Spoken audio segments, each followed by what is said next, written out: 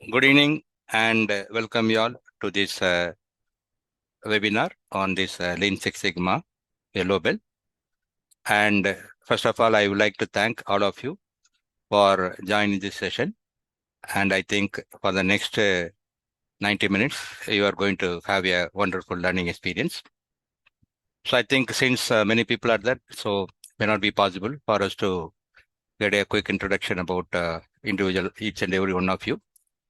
So first I will just discuss about the today's agenda for the 90 minutes, and then we will get started. So today, first 5 minutes, I'm going to talk about myself and our company. Then the core of Lean Six Sigma is about problem solving. So we are going to learn about what is problem solving. So what are the different problem solving tools? Then we are going to learn about a very high level understanding of what is Lean. Then what are the most important Lean tools? We will just learn about some few very important Lean tools. Then we will have a high level overview of Six Sigma and the DMAIC methodology, which is used for solving the problems.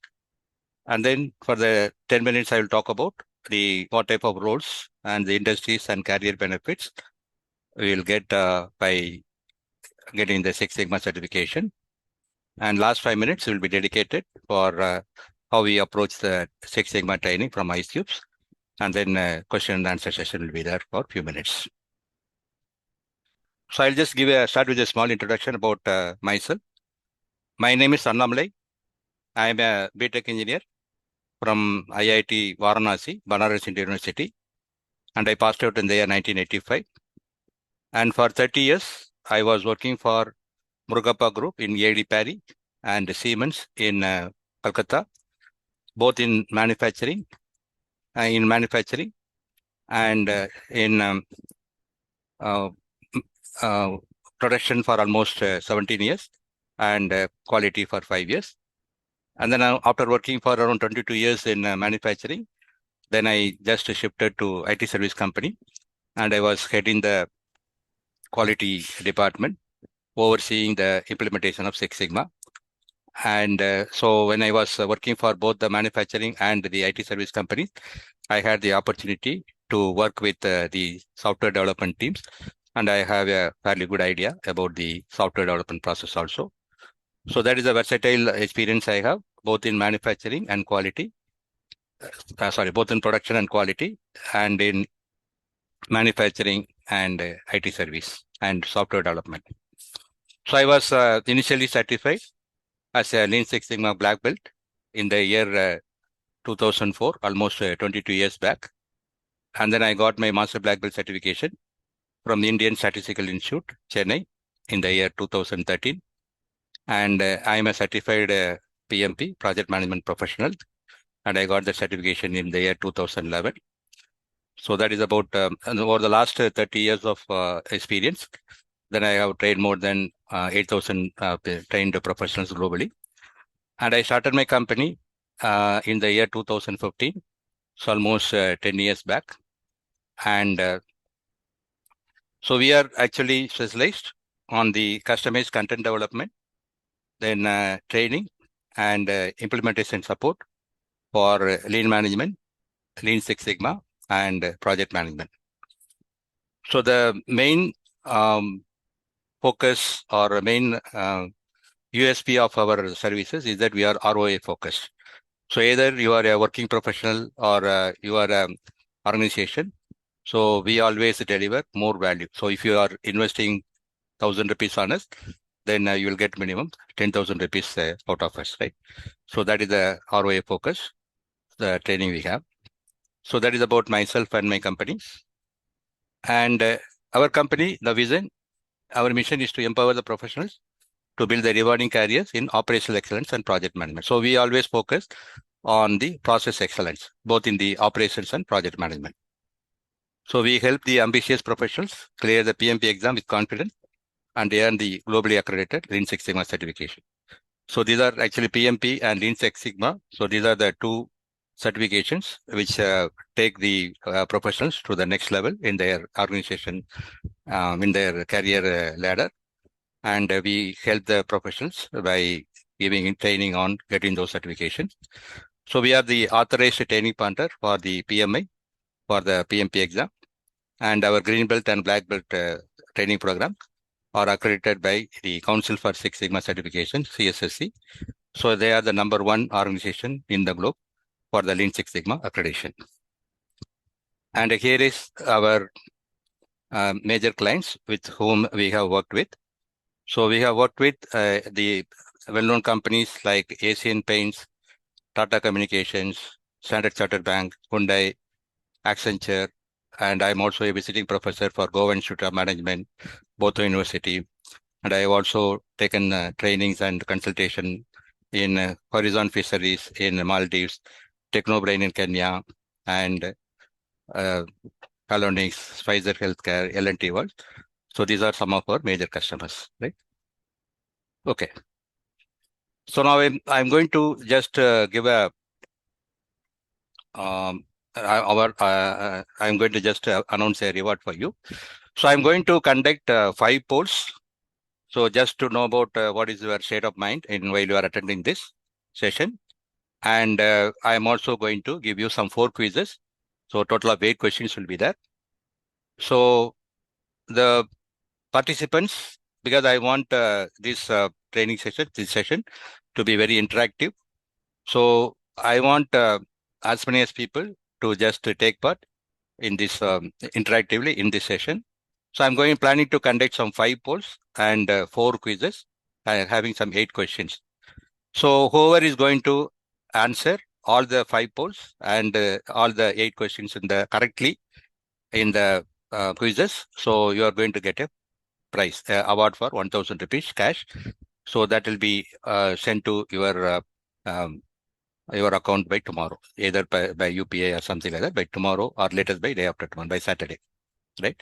So, and whatever the answers are there, you just type it in your chat box, right, in the Zoom chat, and we will just we will capture those records from the chat, from your Zoom chat, and then from there we will just find out who actually has answered all those 5 polls and 8 questions correctly in the quizzes.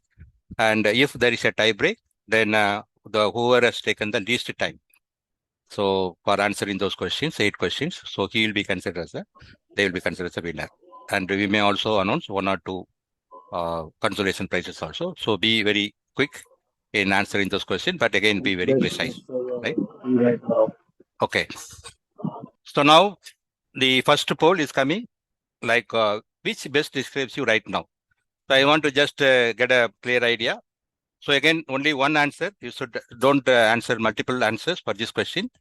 So which best describes you right now? So first one, answer A, new to process improvement, curious about Lean Six Sigma.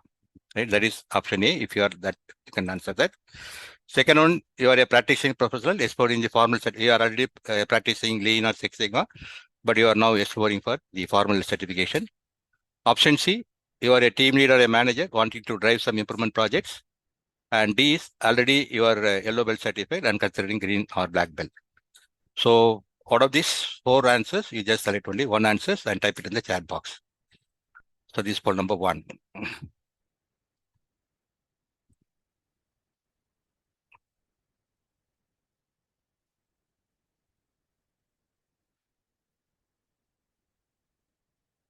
Okay. So I can see more A's there. More of A. Okay. Okay. Second, I'll just tell you something. So today, this session will end exactly at 10 p.m. So, and the yellow belt certificates will be given to those people who have attended the session till 10 p.m. And after 10 p.m., again, I'll be there for some more time. So if you have any questions or if you are interested in joining our Lean Six Sigma green belt or black belt training sessions, then you can just be there, and I will just show you like what are the advantages of taking the training with us, and any questions you have, that also I will answer, right? So the after 10 p.m., like whoever wants, you can just stay. Otherwise, you can just log out, right? Okay. So now we will just talk about the problem solving. So understanding the problems and structured approaches to solve them. Okay. So let us start with the definition of what is a problem. So a problem is an obstacle which makes it difficult to achieve a desired goal, objective, or purpose. A situation or issue that is yet unresolved. So that means whenever we go to our office, so we go with the plan that I'm going to do this. But as soon as we enter our office, again, a lot of problems are already waiting for us. So again, there is some process issue, a lot of rejections are coming, or there is a customer complaint, he's shouting at it. So we need to do some analysis and we will have to give some answer to him. Or yesterday's productivity was very low, or there was a major critical mission was under breakdown. So immediately we just try to get into the firefighting mode, and then we channelize all the resources only for the firefighting, and then the day goes off. And by the evening when we reach home, again we are very tired. Then we have postponed all our today's work for tomorrow. But again, tomorrow also the same problem is going to continue, and then we are ending up with the same. They are just getting into that circle, right? So problem is a gap in performance. So we want to achieve something, but there are some hindrances are there, and this hindrance we call as a problem. So any problem, it is a unresolved situation. A situation, because of some situation, we are unable to achieve the targets, and we are calling this as a problem. So it is you can should consider this as an opportunity to improve. Okay. So now I'm just flashing the poll 2. So what kind of problem do you most often face at work? So again, here you can have multiple answers. So you can answer more than 2 answers. You can have more than 1 answer you can have for this question. Repeated defects or quality issues in outputs. That is option A. Option 2 is process delays, waiting time and bottlenecks. Third one is poor communication and unclear ownership, and lack of data to make the informed decision, right? So now out of this, can you just tell me what are the type of problems you face? More than one, that is possible.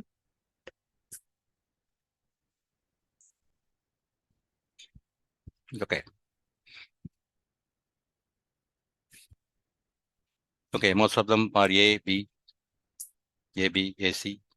Okay.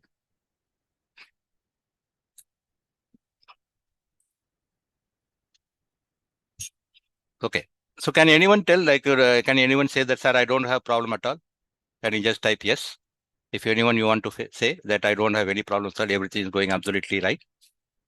So can anyone type yes if you say that I don't have any problem? Okay. So that means all of us are having problem, right? Okay. So whenever we have the problem, then what should we do? Like suppose all of us are very much interested in coming up in our career, right? So you want to go for a better job, or we want to come up with a promotion in our existing company, and then we want to go to the next level, right? So how many of you want to get the promotion or get into a good job, decent job? Just put yes or no. Are you interested in getting a good job, better promotion? Yes, yes, right? Okay. So if you want to do that, then what you need to do? So if you want to get a promotion or if you want to get a good job, then what you need to do? Yeah, you need to improve yourself. Fantastic. So you need to improve yourself. Fantastic. Yeah. So that means you need to develop some skills. So that skills, maybe either you can have some sort of, for example, you can just be very skillful in using the AI tool, or in writing the software coding, or you can just go for some very highly technical R&D, research and development. So some sort of a skills you'll have to develop, right? So here, whatever you're going to learn about is about how you're going to develop the problem solving skills, right? Because again, from the engineers, and you maybe most of you are in the engineers, senior engineers, assistant manager, deputy manager, and perhaps some of you are managers. So whenever there's a problem, then you just go and report to your managers saying that this is the problem, and you are expecting a solution from them, right? So then you are always in the execution mode. So always they tell that this is what is the solution, and then you implement the solution. So as long as you are going to do that, then you are not going to come up. But if any problems come up, And if you are able to solve the problems, then the manager is going to be very much happy with you. The organization is going to be looking to you for solving the problem. And then it is very easy for you to come up very quick, quite fast in the organization. So you are going to improve your problem solving skills by learning about this Six Sigma and other lean management and so on. So now I'm going to explain about the problem solving tree, which is going to tell you what are the different approaches which are used for solving the problems, right? So again, depending upon, say, for example, if you want to transport some 5 kgs of weight from one place to another place, which are 100 meters apart, then you can just carry it with your own hands. No issues. You don't require any tools or any infrastructure. But if you have some 25 kgs, if you want to transfer from one place to another place, then maybe you may be using a trolley. But again, if the weight is going to be 300 kgs, again, a trolley may not be enough. So you may have to go for a forklift. And if it is again 3 tons or 4 tons, maybe you may need a overhead crane, right? So like how we are using the different tools or different infrastructure, depending upon the complexity or depending on the weight, what we are trying to transport. So similarly, depending upon the complexity of the problem, what we are trying to solve. So there are different approaches are there. So I'm going to just explain very quickly about it. So for solving the low complexity problems, then we have the 2 approaches just to do it and quick wins. So assume that you are entering orchard having a lot of mango bearing trees, and your aim is to taste the sweetest of the mangoes. So as and when you are entering the orchard, you are finding that a lot of mangoes are already fallen. So only on the ground. So only thing is you need to just pick those mangoes and you'll have to just eat it. So similarly, in many times what happens is whenever you just enter into your office and then you just make it a point to see that every day you just right from the raw material storage up to the final inspection area, you just carry a notebook and pen and then try to identify what are all the problems you are having, just to note it down. So maybe in the raw material, some bags are open, so material is leaking. You come to the machine shop, you're finding that some material is leaking, air is leaking, water is leaking, some rework is going on, and some people are idling. So you just try to note down all those points. And then the only thing what you need to do is you just take some action. So again, there is no rocket science needed for analyzing the problems or solving the problem. These are all problems are again, you'll be able to like open problems. And again, it is a common sense solution. Only thing is you should have a mind to just to look into the problem, note down all the problems and then take action. So that's what we call it the just do it. So for that only, we normally go for the Gemba walk. So again, when you want to get into Six Sigma, then you need to learn about some of the jargons. So Gemba means it's a Japanese word. Gemba means it's a workplace. So it's just every day, it's just 15 minutes to 30 minutes. You just take a walk, identify at least 5-10 problems, and then take immediate action. A lot of improvement will be there. So you'll be able to solve many problems. The other one is about the quick wins or what we call as the low hanging fruits.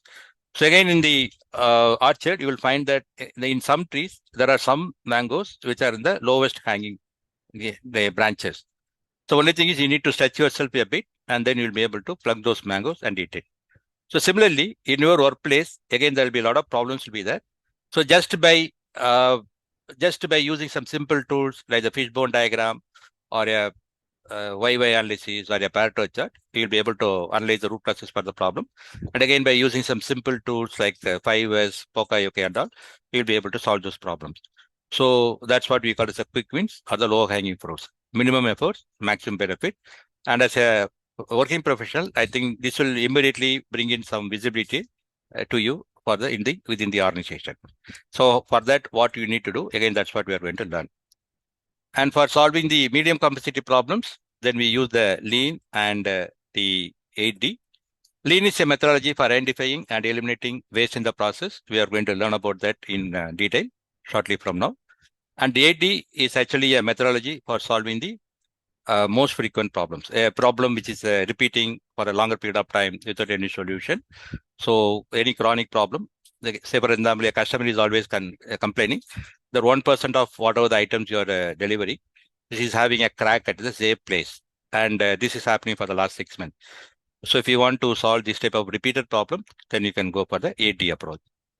And the top hanging fruits, we call it a Six Sigma. So this is used for solving the complex problems.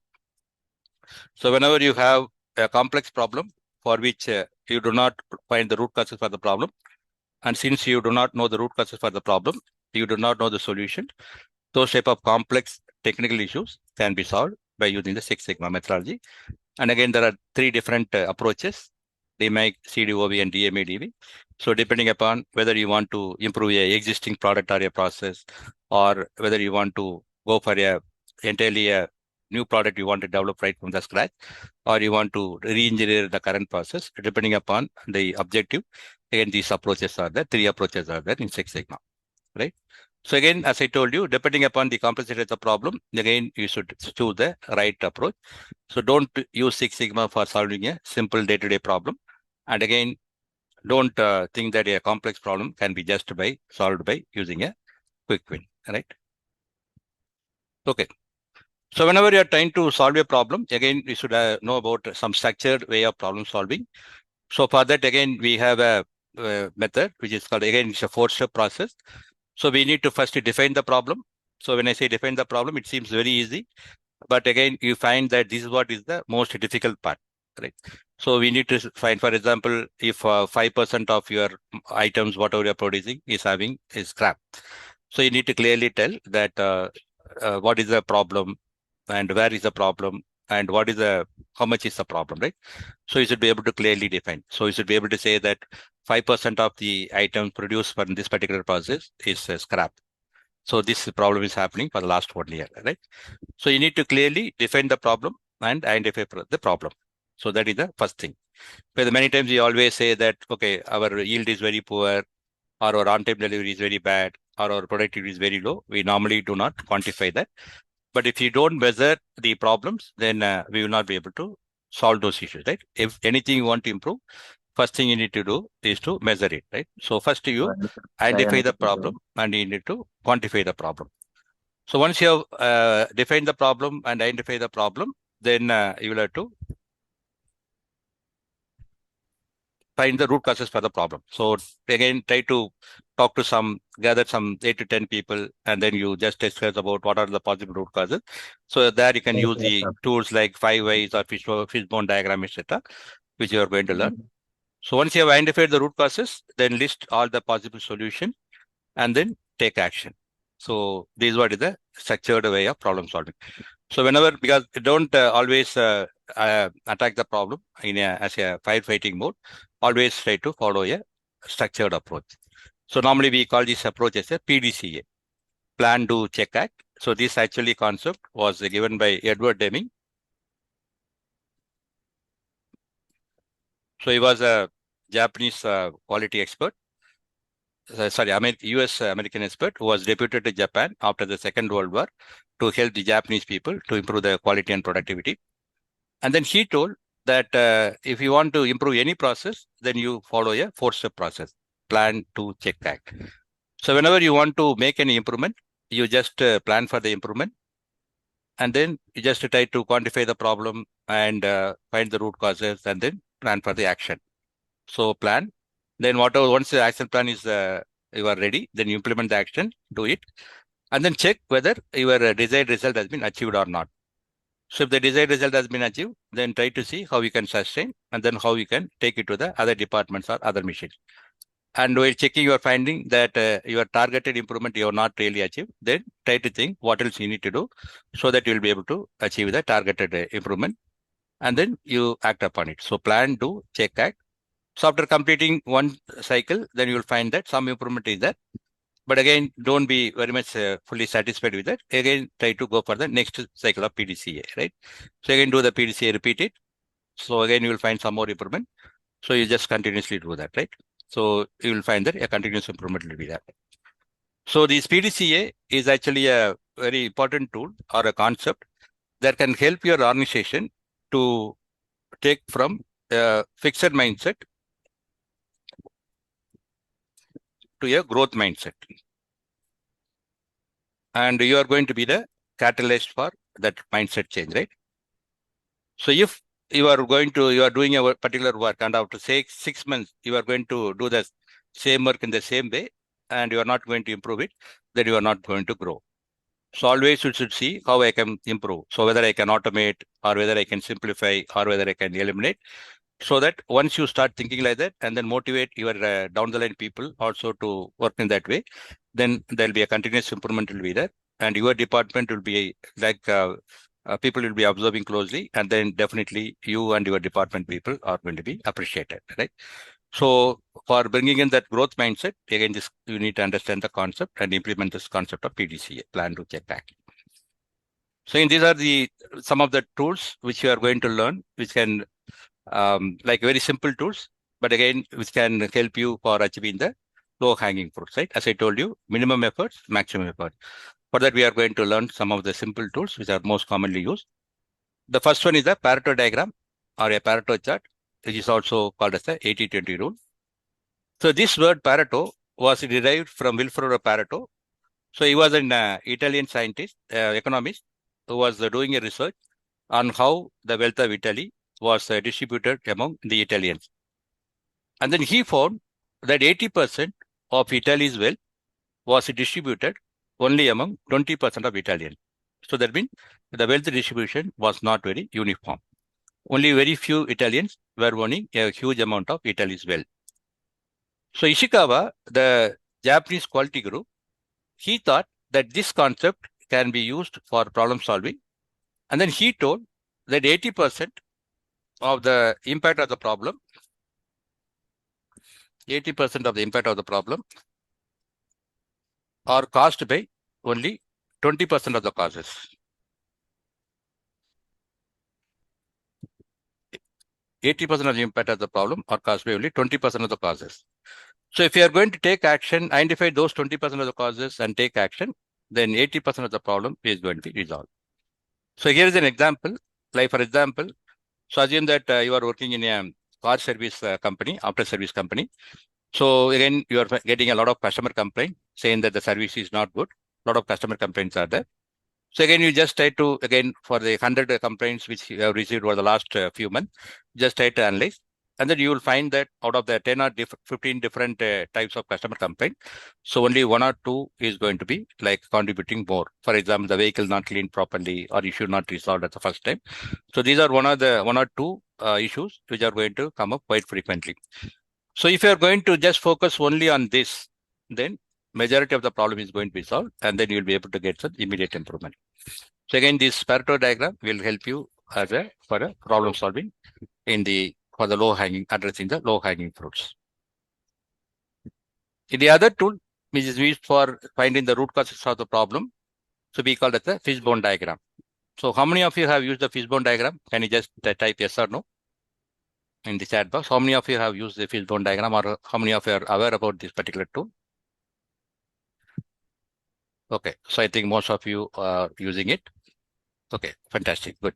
Okay, so the fishbone diagram is also called as a Ishikawa diagram. We also call this as a cause and effect diagram. So this actually is a tool that will help you to get a full list of, to get an exhaustive list of all the potential root causes for the problem.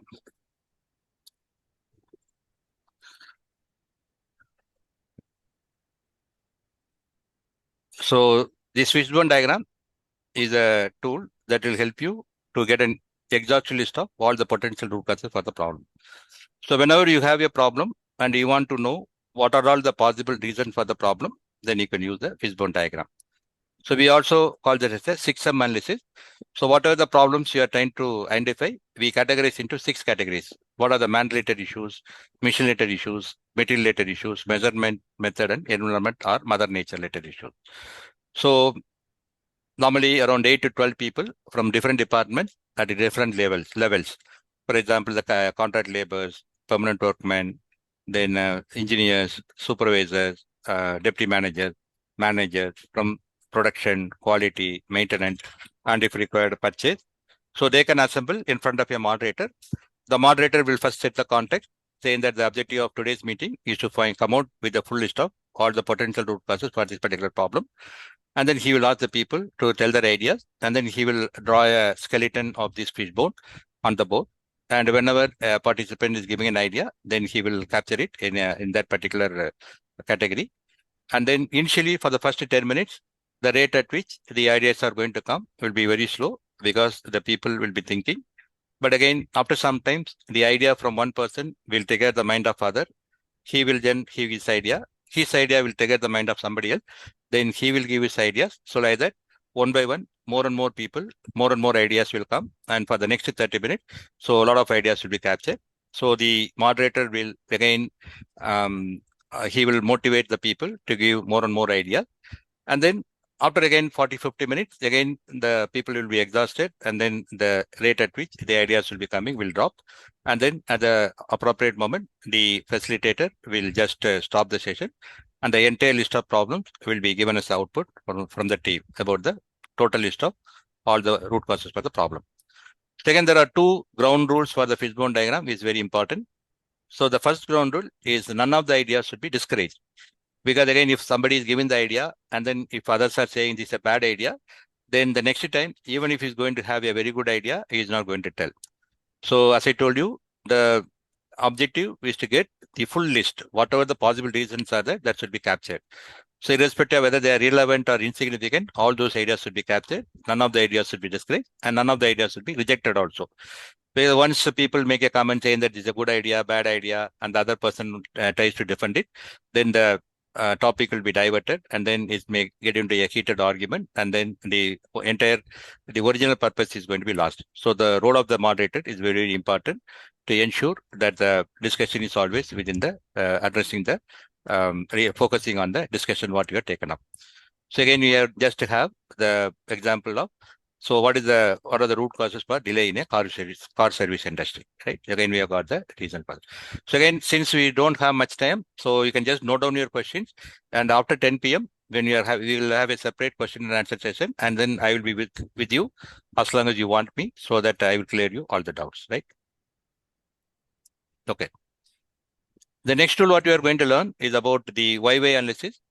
So this YY analysis is actually a tool that will help you to find the root causes for the problem. So again, we normally call this as a 5Y analysis, or we also call this a YY analysis.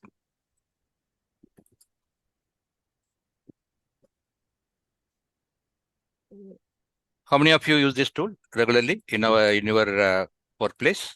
Can you just type yes or no? Do you use it in your workplace?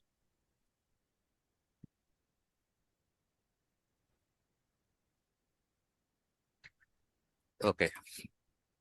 Again, many people are saying yes. Some people say no. Okay. Regularly while submitting 8D. Yes, yes. Okay, good. So again, I'll just give you some example. Maybe it may be a bit different from what you would have heard. So by asking a question why multiple times, you will be able to find the root cause of the problem. For example, yesterday I was late to the office by 2 hours. So I wanted to find the root cause for me being late to the office yesterday. So I asked myself the question, why I was late to the office yesterday. The answer was, I got delayed at the time of filling petrol in the petrol station.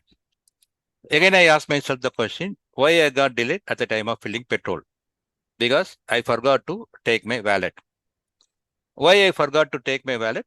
Because I was in a hurry when I left home. Why I was in a hurry when I left home? Because I got up late in the morning. Why I got up late in the morning? Because the alarm clock did not ring. Why the alarm clock did not ring? Because a spring in the alarm clock was broken. So if I want to find the reason, the root cause for me being late to the office yesterday, by asking the question why multiple times, I was able to find out that the breakage of the spring was the root cause of the problem. And if I'm going to take action on that, then my problem is going to be permanently resolved. So this YY analysis is a tool, clean tool, that will help you to find the root causes for the problem. So again, you may be wondering when to again stop asking the question why, because I can go on asking the question why. For example, why the spring in the alarm clock was broken? Because at the time of manufacturing, the final QC was not done properly. Why the final QC was not done properly? Because the operator was not trained. Why the operator was not trained? Because the SOP is not available. Why the SOPs were not available? Because there was no training material. So there was no competent person or whatever, no time, whatever it is, right? So I can just go on asking the question why continuously. But to answer the question when to stop, suppose when you are asking the question why, and you are coming to a point on which you will be able to take action, then you should stop there and then take that action. So again, I will repeat that example. So why I was late to the office yesterday? Because I got delayed at the time of filling petrol. So can I take any action on that? No. So again, I ask one more why. Because I forgot to take my wallet. Can I take any action on that? No. Why I got up late why I got up late? Can I take any action on that? No. But when I come to the question point, when spring and the alarm clock was broken, then on that I will be able to take action, and then I should stop with that, and then I should take action. Right. So that's how we will be able to do the 5 analysis effectively. Okay. So these are the three important tools. So again, now I'm just flashing the quiz. Again, there will be only one correct answer for this. So again, as I told you, we will have to the time you are taking to solve these quizzes correctly. That also may be very important for you. So now I will give you some few seconds to answer these two questions to just check your knowledge, what you have gained, right? So be very accurate and be fast. So again, you may be rewarded. So I'll just give you some 30 seconds.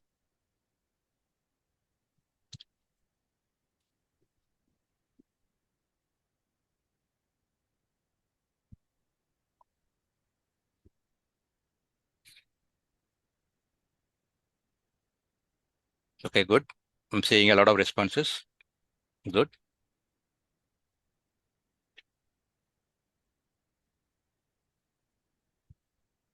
Okay,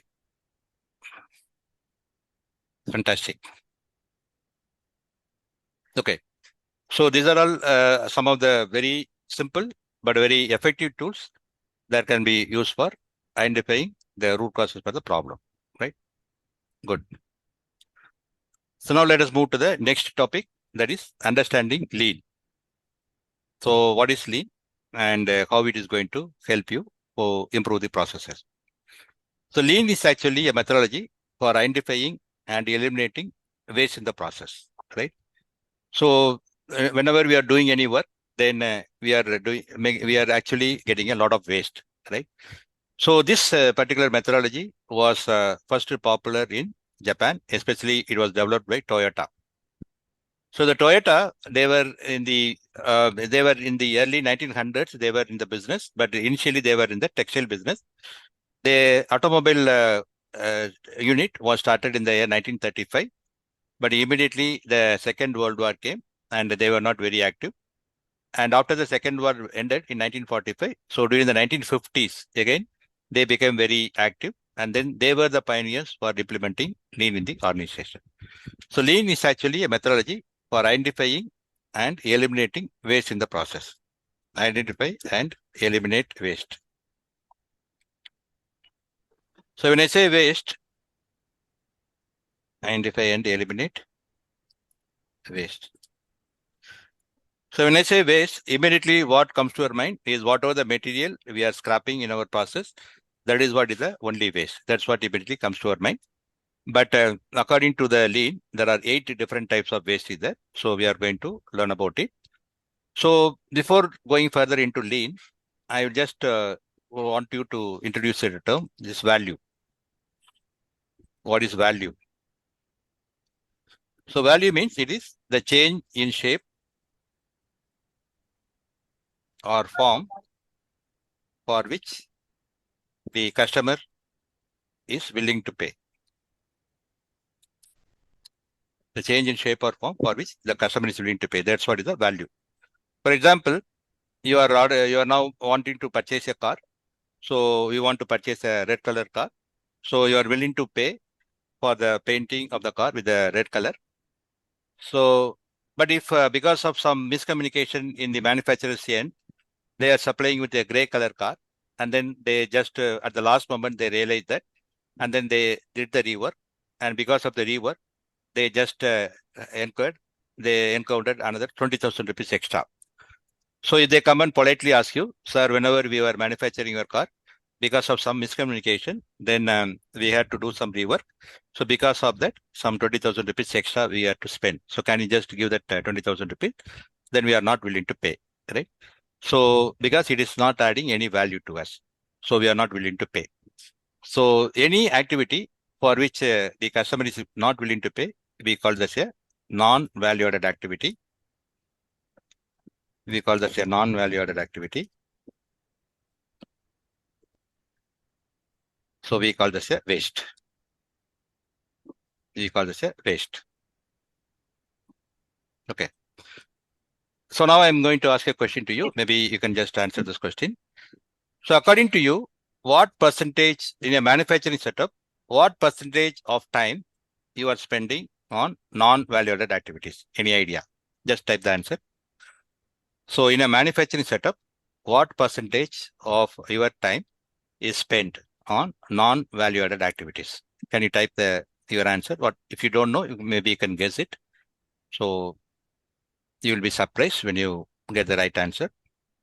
What percentage of your time is spent on non-value added activities?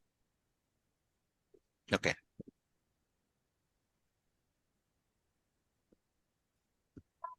Okay. So 50, 30, a lot of. So you'll be surprised to find that only 25 to 30% of the time, whatever you're spending, is spent on value added activities. So that means around 70 to 75% of the time, whatever you are spending on non-value added activities. That is going to be a waste. So that is the reason why there is a lot of opportunity for any organization to just make an improvement. So when I was just in Maldives, when I was just giving the training, then the people, they got offended. And then they openly challenged me, sir, we are actually working very efficiently. So our efficiency should be more than 70, 75%. Then how are you saying that? Then we just literally went to the floor and we just did a calculation. They only collected the data. And then finally we ended up just to conclude that their efficiency was around 29% or something like that. So this happens in most of the organizations, right? So that's why there is a lot of opportunity for improvement in manufacturing setup. And in a service related setup, the value-added activities may be around 40 to 45%. So that means around 55 to 60% of the time is spent on non-value-added activities. So the implementing lean will help you to avoid or reduce the time what you are sending on the non-value-added activity, and accordingly, a lot of benefits we will be able to get. So, for example, if we want to talk about lean, if we want to coin a slogan, you can say that lean means more with less. That means more output with less input. So you are going to get the more output with the less input. For example, assume that currently your selling price is 100 rupees and your cost price is 90 rupees. Then the profit what you are going to make is only 10 rupees. But if you are going to implement lean, since you are going to add more value to the customer and you are going to give more features and function to the customer, he is willing to pay more, and then he is willing to pay 110 rupees for that. Your selling price is increasing. Whereas since you are doing it with the lesser resources, then your cost price is going to be less. That is going to be only 80. So that means your profit is going to be only 30%, 30 rupees. So that means 3 times your profitability is going to increase. So that is going to be the power of implementing lean, right? So if you are able to bring in that expertise, lean management expertise, then you are going to be the hero in your own department. So Achilles, as I told you, just wait till the end of the session. We don't have time, so I will answer the question at the end. Okay, sir. Okay, sure. So when we talk about the waste, again, as I told you, there are only the scrap, whatever you are doing the process, that is not the only waste. According to lean, there are 8 different types of waste. So that we can remember by remembering the word downtime. So where downtime is actually a acronym or abbreviation. So each letter stands for a particular type of waste. So D stands for defects, O stands for overproduction, W stands for waiting, and N stands for non-utilized talent, T stands for transportation, I stands for inventory, M stands for motion, and E stands for extra processing. So these are the 8 different types of waste, and we will quickly have a look at these 8 waste. So first one is about the defects. So any scrap or rework we are doing in our process, we call this a defect. So again, in a manufacturing setup, it is very easy to look for the scrap or the rework because it will be very much visible. But again, in service industry or software development, people will be sitting in front of their laptop and their computers, and then they will be working. But again, they may be just abandoning their work, or they may be doing some rework, which may not be noticed by at all. So that is going to be a huge waste. Any scrap or rework we are doing, that is what's the defects. Overproduction is making more than what is needed. So many times, organization, what happens is, again, most of the organization, their product or service is seasonal. So whenever the order position is very low, then their manpower and machine, they're idling. Then they will think that I will invest some money in getting the material. And then based upon the pending inquiry, assuming that certain percentage of the inquiry will be converted into the order, or assuming that, okay, last year, same time, whatever I have delivered, 50% I will produce and keep it in the finished goods, so that as and when the order comes, then I will transfer from the finished goods. I will deliver from the finished good. So thinking like that, without order, then the organizations produce and keep the stock in the inventory, in the finished goods inventory. That's what we call as a overproduction. So that is actually not really recommended. That is not really advisable. Because if for some reason the customer is not coming out with the order, or sometimes he may say that the design of the product has completely changed, and then he is coming out with a new design for the same application, then whatever you are going to produce is going to be a waste. So in order to avoid overproduction, you should always produce the items for which you have the firm orders. So you should produce the right product for which you have the orders from the customers, right quantity, right products, right quantity. You should exactly produce as per the customer requirement at the right time.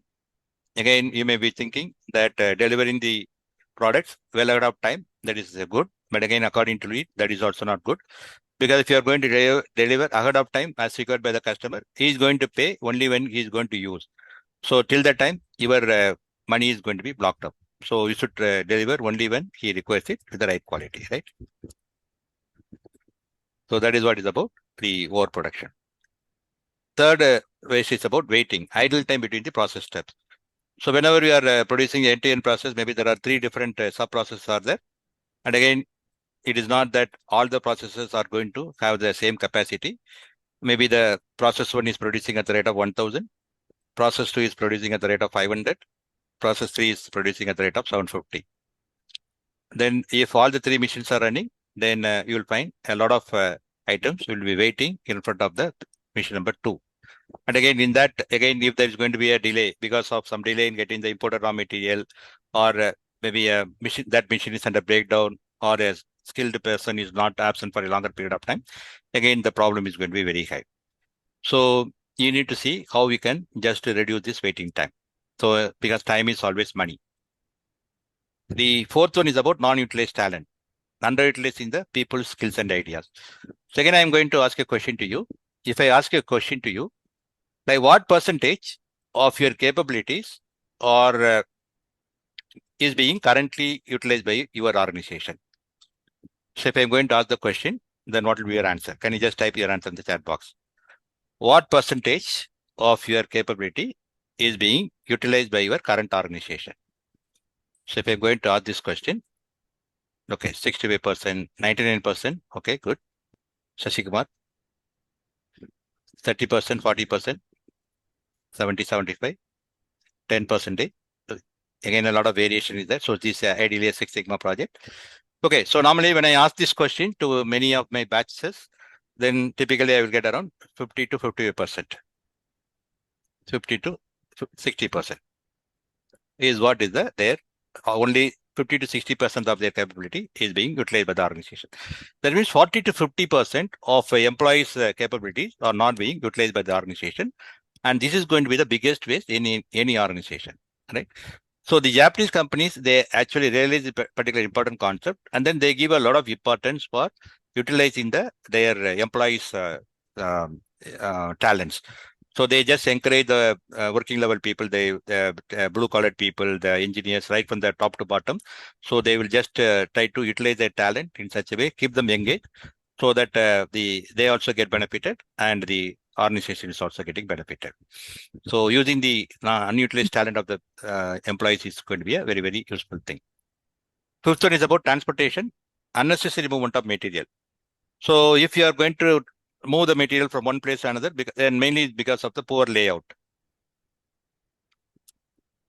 For example, when I was working in Siemens in Calcutta, then we had a plant in one side of the road, which was having a capacity to produce 50 tons per month. And again, the company wanted to expand, and then they just purchased a land exactly opposite of the road.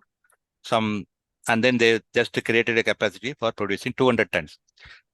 And initially, the idea was certain items will be produced end to end in the old plant, and the rest of the items will be produced end to end in the new plant.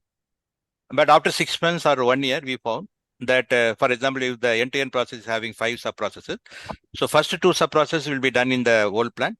Then for the third one, it will go to the new plant. And then fourth and fifth, again, it will come to the old plant. So because of this movement from and to the new plant and old plant, so again, that material is actually very fragile, very brittle.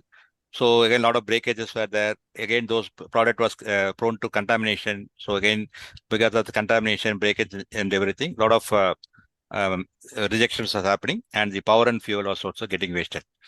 So any unnecessary movement of the material we call as a transportation. So this can be solved only by a good layout.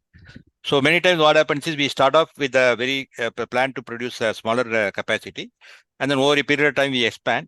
So when we are expanding, we keep the machines only where the space is available.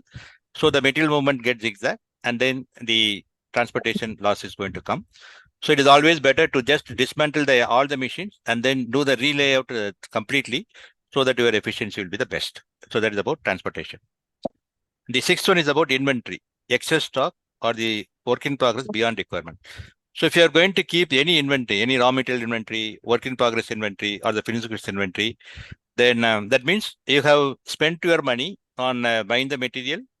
You have just paid the salary to the employees, and you have paid for the electricity and for the maintenance of all the machines and everything. So that means all the costs you have incurred, but you are not able to sell it to the customer, and you are not able to get the money back. So that means your money is going to be blocked in the inventory. And again, you are going to face a very serious cash flow crunch, and you may not have enough money to pay to the suppliers or paying salary to the employees. So inventory is the biggest enemy as far as the lean is concerned. So you should try to see how you can reduce the inventory. So there are some concepts like just in time. So if you really go into the depth of how the car assembly companies are operating. So for example, if Maruti is having a capacity to assemble 1,000 cars every day, all the materials required for assembling these 1,000 cars will be received only at 5 o'clock in the morning. At 6 o'clock, and again it will be delivered just in the floor. There is no concept of raw material storage or the inward inspection. All the material will be straight away unloaded in the work floor. 6 o'clock, the operators will come, and then the work will start. And at 10 p.m., at the end of the afternoon shift, again the 1,000 cars will be delivered out of the factory. So that means at the beginning of the day and at the end of the day, there is no inventory at the raw material stage or the work in progress stage or the finished goods stage. Lower the inventory, better is our cash flow. The seventh one is about motion, unnecessary movement of people. So if while doing the operation, so our operators, he has to bend a bit in order to load the machine. He has to stretch a bit in order to unload the machine. And he has to walk some 50 meters to transfer the material to the storage area. So this bending, walking and stretching is going to make him tired too soon, and his efficiency is going to be reduced. So again, if you are not going to give him a proper working environment, so the employee is asked to work in a environment with a lot of heat, a lot of dust, a lot of noise, or is expected to lift some heavy weight. So these are all going to make him tired very soon, and his efficiency is going to be reduced. And again, in software or IT service companies, the neck pain, back pain, and the obesity, hand pain, all those are coming because of these motion-related issues.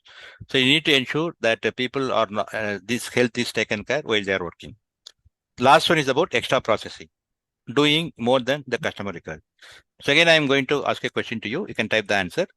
So if I'll give you two definitions of quality. So you'll have to tell me which is the right definition for quality as per you. Definition number one for quality is meeting customer requirement.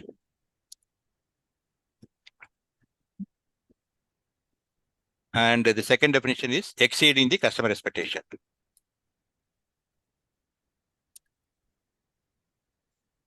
So it's these two are the definition of quality. According to you, which one is the right one? Can you just type one or two? Meeting the customer expectation or exceeding the customer expectation. Fantastic. So fantastic. So most of you are giving the answer number one. That is meeting the customer requirement. But again, many times even our own management will say that no, you just try to exceed the customer expectation so that they are going to be very happy and they will give more orders for us. But again, that is not the right approach, because if some features or functions is really required by the customer, then he should be willing to pay for that. So if he's not willing to pay for that and you are going to do that, then whatever the activities you are going to do that is going to be a non-valid activity. That is a waste. So any activity you are doing, any extra processing, right? For example, you would have faced a very serious customer complaint which has been escalated up to the customer's MD. Then you will just immediately say that whatever the items you are going to do, send dispatch from now, we will do the double QC. That means the QC operator will do the checking first, and then after the checking is completed, again the QC supervisor, he will also draw another set of samples and then he will check. And then for the few lots, again this will go on, and after 3 months or 6 months, again this process will become a standard process. And if a new person comes and joins the organization and he wonders like why it is happening, then people will say that this is happening for a longer period of time. This is the process, right? So any activity we are going to do which is not more than what the customer needs, that is what we call as extra processing. So we need to again just to go through our process end to end and then see where we are actually losing, where our waste is happening. Okay. Now again, just answer the poll. Again, you can have multiple answers for this question for the poll 3. Which waste do you see most often in your workplace? So you can answer, you can pick more than one answer right.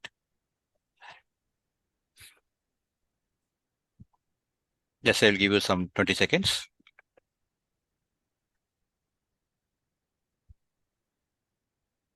So I'm finding that a lot of energy is there in the today's batch. Hope you are enjoying this session.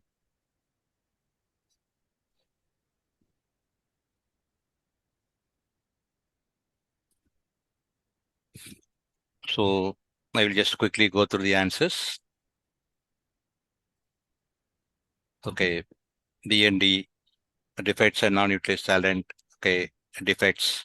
So actually scrap is actually the most commonly used. That's what I can see. B is appearing more time. B and D. Yeah. Okay. So mostly defects, and then in some cases about D. So B and D is actually the most commonly observed. Okay. So now we are going to learn about some of the most commonly used lean tools. So again, once you have identified the root causes for the problem, then you can use any of these lean tools for solving those problems. So Kaizen is actually a tool which is a lean tool. So we is again a Japanese word. Kai means change and Z means good. Change for good, that is improvement. So whenever we talk about Kaizen, we are talking about small improvement. So whenever we talk about Kaizen, we are not talking about a breakthrough improvement. We are talking about a small improvement. Because the concept behind Kaizen is small drops of water makes a big ocean. So small improvement in our, say for example, the improving the productivity by 0.5%, reducing the defect by 0.2%, reducing a turnaround time by 1%. So this will again slowly, if these efforts are continuously on, then there will be a continuous improvement will be there. And as I was telling you earlier, the entire organization will be moving from a fixed mindset to a growth mindset, and then it will be always a continuous improvement will be there. So in most of the companies, it is implemented as a suggestion scheme. So again, a simple format will be there. Any employee, if he has got any idea for improvement, then he can fill up the template and he will drop it in the suggestion box. and the box will be open periodically, maybe once in a week or once in a 15 days. And as a token of appreciating for taking part in the initiative, a small gift will be given to the person who has given the idea, small pen or a small clock like that, to encourage him to give more ideas. And then this idea will be forwarded to the manager for his approval. And once the manager gives the approval, again, the employee will be given the go-ahead for implementation. And once it is implemented, again, the effectiveness of the improvement will be monitored. Benefits of the improvements will be monitored for a period of 6 months, 1 year. And again, the most important thing in Kaizen is the recognition and rewarding. So again, once in a month or once in a quarter, the managing director or CEO, he has to just recognize and reward the people who have done the best work in front of all the employees. So again, the amount of the cash, the value of the gift, what you are going to give, award what you are going to give, that is not going to be very much important. But the fact that the award is given by the topmost person in the organization in front of all the employees, so that is going to keep all the employees motivated to give more and more ideas. So recognition and reward is a very, very important aspect of Kaizen. Second one is about Pokayoke. So the Pokayoke is actually a lean tool which will help you to reduce the manual problems, manual errors. For example, I will just give the definition, what is Pokayoke, and then I'll give some examples so that you'll be able to understand. How many of you know about Pokayoke? Just type yes or no. Because again, it's not a very commonly term. How many of you know about Pokayoke? Okay, so I think today's batch seems to be more educated, more knowledgeable. Many people are saying yes. Good. So Pokayoke, I will just give you the definition. So in Pokayoke, what we are trying to do, we are trying to put in a foolproof system in place so that even if someone wants to deliberately make a mistake also, the system will not allow them to make a mistake, right? So the Pokayoke will help you to avoid any manual errors so that we are putting in some foolproof mechanism in place so that even if someone wants to deliberately make a mistake also, the system will not allow them to make a mistake. For example, you just get into a car and you forgot to secure the seat belt. Then after running for 5-10 meters, again, you will get an alarm indicating that the seat belt is not secured properly. Until unless you secure the seat belt, the alarm is going to continue. Same thing will happen if the handbrake is not released or if one of the door is not closed properly. And for example, the microwave oven, the manufacturers know that if somebody is going to open when it is in a switch on condition, it is injurious to health. So the design of the machine is done in such a way that as soon as somebody is opening the machine in the switched on condition, the machine will automatically get switched off. Same thing with the washing machine, right? So these are all some of the examples of Pokayoke. So for example, whenever your car meets an accident, so you have the balloons which comes and protects you from the accident, right? So a lot of examples are, for example, if you want to save water, so in many restaurants and big hotels, you can see that some visual sensors will be there. So once you are put your hand in front of the tap, then the sensor will sense that somebody is there and it will open the tap. And if you remove the hand, then automatically the tap will close. So these are all some of the examples of Pokayoke, and it will help you to reduce any manual errors. And after doing any improvement work in your Lean or Six Sigma project, then you'll have to look for a Pokayoke solution so that you'll be able to sustain the improvement. The most important other tool is about 5S. So that is mainly used for improving the workplace discipline. So 5S stands for 5 Japanese words, starting with S: Seiri, Seiton, Seizo, Seiketsu, and Shishuke. So Seiri means sorting. So first we'll have to identify what are the items required and what are the items not required. Not required items has to be identified with the red tag and then move to the red tag area, and you'll have to be ultimately disposed of. And that will help you to free up a lot of empty space. Set in order or Seiton is where you'll have to arrange all those items in a systematic manner. Say a slogan for Seiton can be a place for everything and everything in place. What are the items you have kept as necessary? You will have to find a place for each and every item. And at any time, anybody wants to do an audit, they will find that that item will always be in that place. That much of discipline you should have. That is Seiton. Third one is about Saizo or cleaning. This cleaning. So the workplace and the machines, you'll have to keep it very spick and span. So you'll have to do a daily cleaning, daily weekly, monthly, and annual maintenance and cleaning you have to do. And again, blindly cleaning and going away is not the say so. You need to really identify what are the reasons for this unclean situation, and then you should be able to take some immediate action. For example, you are finding that some oil is leaking every time you just clean. So simply cleaning the oil is not going to help. You need to really analyze what is the problem, whether the hose is not tightened properly, or the hose is damaged, or the nipple is damaged, and then you should take some immediate action so that it is permanently the problem is solved. That is about Seizo. Fourth one is about Seikatsu, that is sanitizing. So we should sanitize all the activities, the end-to-end process, whatever we are doing, the activities, what we are doing, the sequence in which we are doing the activities, and the time taken for these activities. So we'll have to standardize so that even if 10 different people are doing the same work, all the 10 people will be doing the work in the same way. The other aspect of Seiketsu is about visual management. So you'll have to just keep the performance of your KPIs, key performance indicators, represented by bar graphs or a line chart, etc., so that people will understand how the KPIs are behaving, and then you will be able to create a awareness among the employees. The last one is about sustain or Shitsuke. So what are the 4 S's we have initially implemented? So you'll have to sustain. So in order to sustain the improvement, again, there are some 2, 3 activities that are very important. First one is the daily visit by the senior management. So they will have to go and give the feedback about what is going well and what is not going well.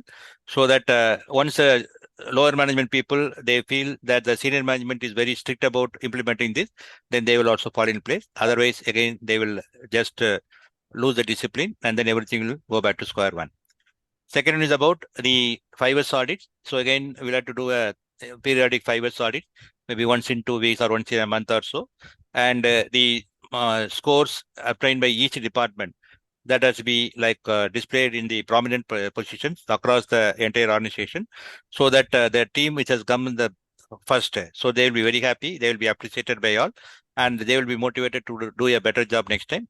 At the same time, the team which has come at the bottom, they will be under peer pressure to work more effectively, and then they will also be working hard, so that overall all the departments will be working very hard, so that overall improvement will be there. So that is what about sustain. Third one is about the recognition and rewarding. So the best teams or the best individual effort can be recognized and rewarded, so that the momentum is going to be gained. So these are some of the common lead tools that are helpful. So this A3 problem solving is actually a thing with a initiative you can take in your own department. It doesn't need any support from the senior management or any infrastructure or any material or any type of support. So you, along with your own department people, you will be able to show some improvements if you are able to do that. So whatever the tools we have learned so far, then you can just use this A3 problem solving sheet. So we call this as the A3 problem solving because the documentation of this project can be done in a single A3 sheet of paper. So just to give the title. So what is the title for the project? And then who is the team who have worked on that? What is the background? What is the background of the problem? And what is the current state? So you'll have to define the problem, and you can give a graphical format. Then what is the target you want to achieve? Then once you have identified the problem, quantified the problem, then you find the root causes for the problem using the fishbone diagram. Then in order to get into the root cause of the problem, you can do the YY analysis, or you can use the Pareto chart to identify which is a very important one. So any of these 3 tools you can use, and then find out what are the root causes for the problem. And once you have identified the root causes for the problem, again, you do a brainstorming session with the team, and then arrive upon an action plan, and then about what is the action you are going to take, who is going to take, etc. And then implement the action plan, and then you do a before-after comparison. Before improvement, what are the performance, and after improvement, what is the performance? And then once the improved process is stabilized, and then see how you can sustain the improvement. And then you can also document what are the lessons you have learned. So this actually is a very powerful improvement tool, which you can implemently use in your organizations, right? Okay. So now again, quick quiz number 2. Again, there are 2 questions are there. You can just attempt these 2 questions. Again, as I told you, do it very fast. The time matters. Try to do it accurately and quickly. So which of the 8 ways refers to underutilizing the employee skills, ideas, and creativity? Second question is, Hokkaido is a Japanese concept. What does it mean?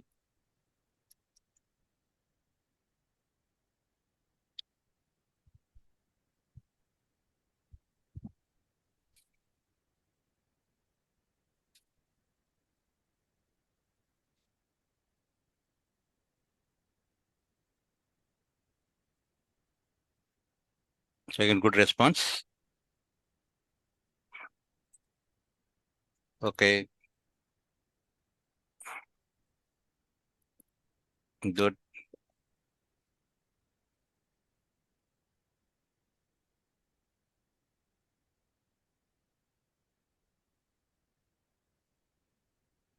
good.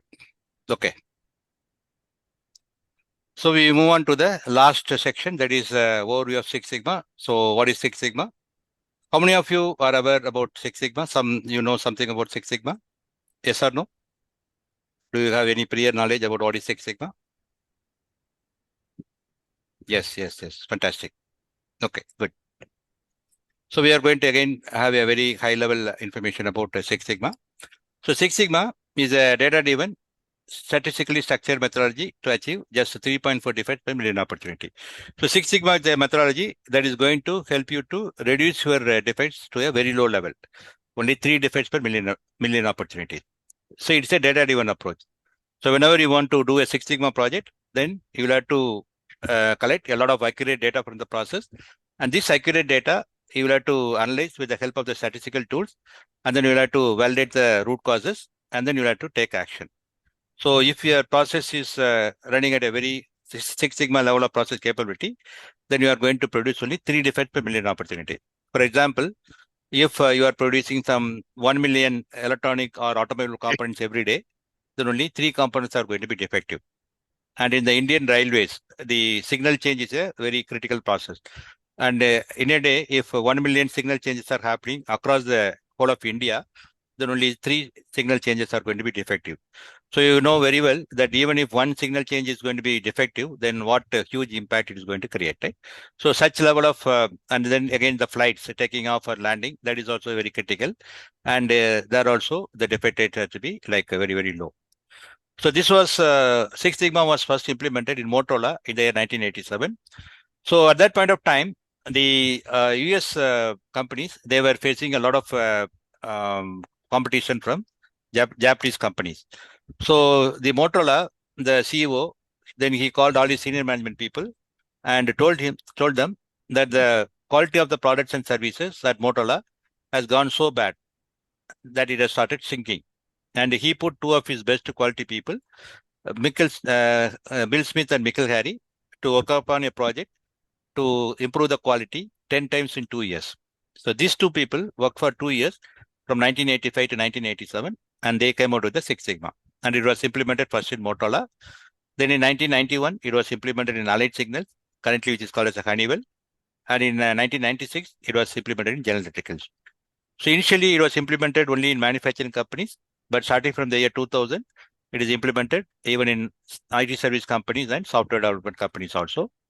And you can see that it's a data-driven approach we already see. So we are to collect a lot of data and we have to do a statistical analysis. And there are 2 major driving forces, customer satisfaction and financial benefit. So any Six Sigma project is taken up to resolve any issues with our customers. Whatever the problems our customers are facing, we can address the problems by using this methodology. And again, since it's a very extensive methodology for problem solving, expectation about the huge financial savings is always there. And again, it requires a lot of top management commitment and a structured approach. And again, you can consider that Lean Six Sigma as a toolkit box for solving a process problem. For example, when for example, whenever you have a electrical problem in your house, you call the electrician. When the electrician comes, does he come empty-handed? No, he comes with a tools box. The tools box is having a lot of tools for analyzing and solving the problem. So when he comes home and you tell him that the fan is not running, then from the tools box, he will pick up the tester, go to the fan switch, and then test whether electricity is coming there or not. If the electricity is coming to the fan switch, but the fan is not running, then he will analyze that the problem is somewhere between the fan switch and the fan, and he will do more analysis in that area. If electricity is not at all coming to the fan switch, then he will analyze that the problem is somewhere between the fan switch and the main power panel, and then he will do more analysis in that area. And once he analyzes what is the problem, then again from the same tools bar, he is going to take out some other tool in order to solve the problem.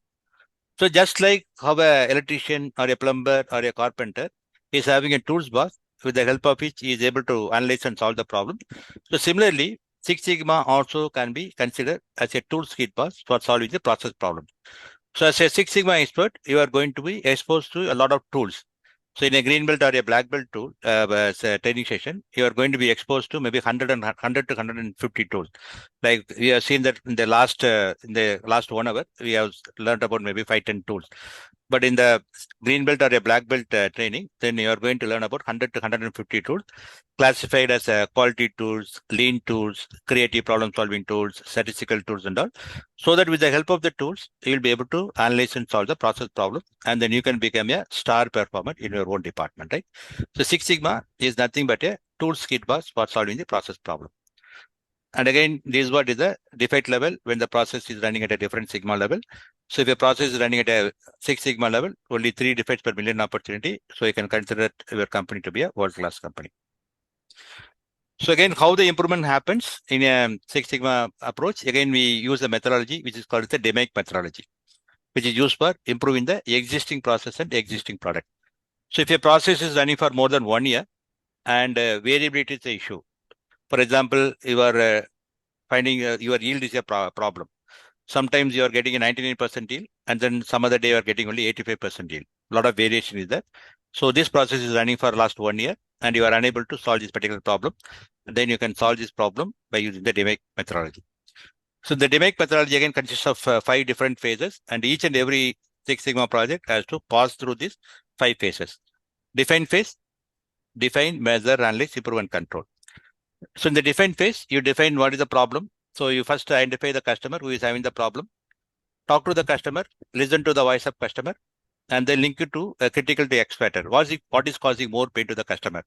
Whether delivery is the issue, quality is the issue, or price is the issue. Try to analyze where is the most pain point. Link it to a measurable metric. For example, the customer may say that your delivery is not predictable. That means it is critical to delivery, CTD. How do you measure the delivery performance? You measure the delivery performance in terms of percentage on-time delivery. What is the current status? It is only 80%. What do you agree with the customer? 95%. There is a huge gap. Then you can just define a problem saying that the objective of the project is to improve the percentage on-time delivery from 80% to 95%, right? And then you just document all those things in a document called as a project charter. So that is what is the define phase. So that is a very important phase.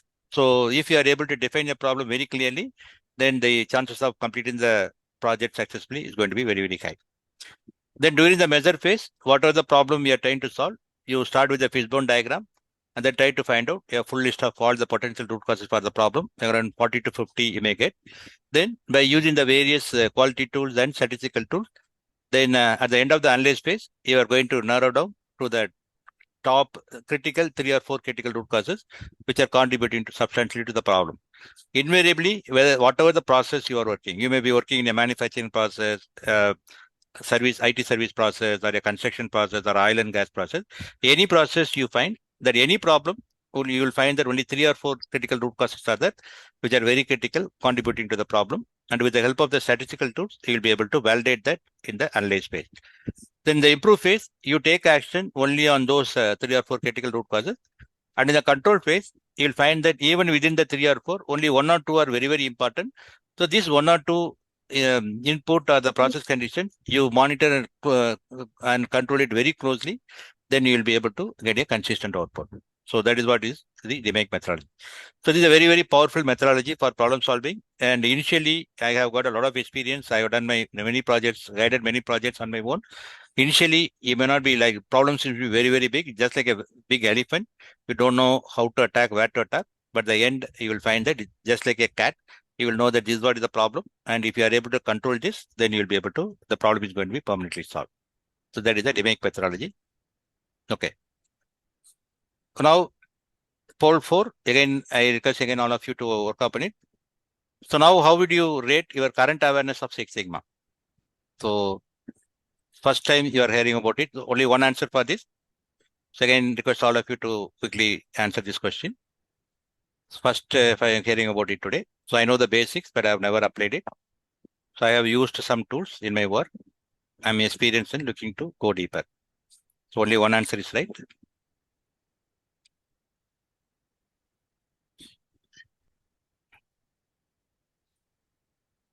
Okay, B. So most of them are B, C, D. So that means no A's. That means already you are already aware. So B is coming more. Okay. Okay. So applying these Lean and Six Sigma concepts is going to really make you a differentiator in your own organization. So you should go for it. Okay. So now, again, one of the very interesting question, what will be in your mind? Again, you would have heard about this yellow belt, green belt, black belt and all. So what is the structure for in a Six Sigma project, in a Six Sigma organization? So in a Six Sigma, the organization structure, you will have a parallel organization structure in place. So you know how the organization structure is very important for any organization, right?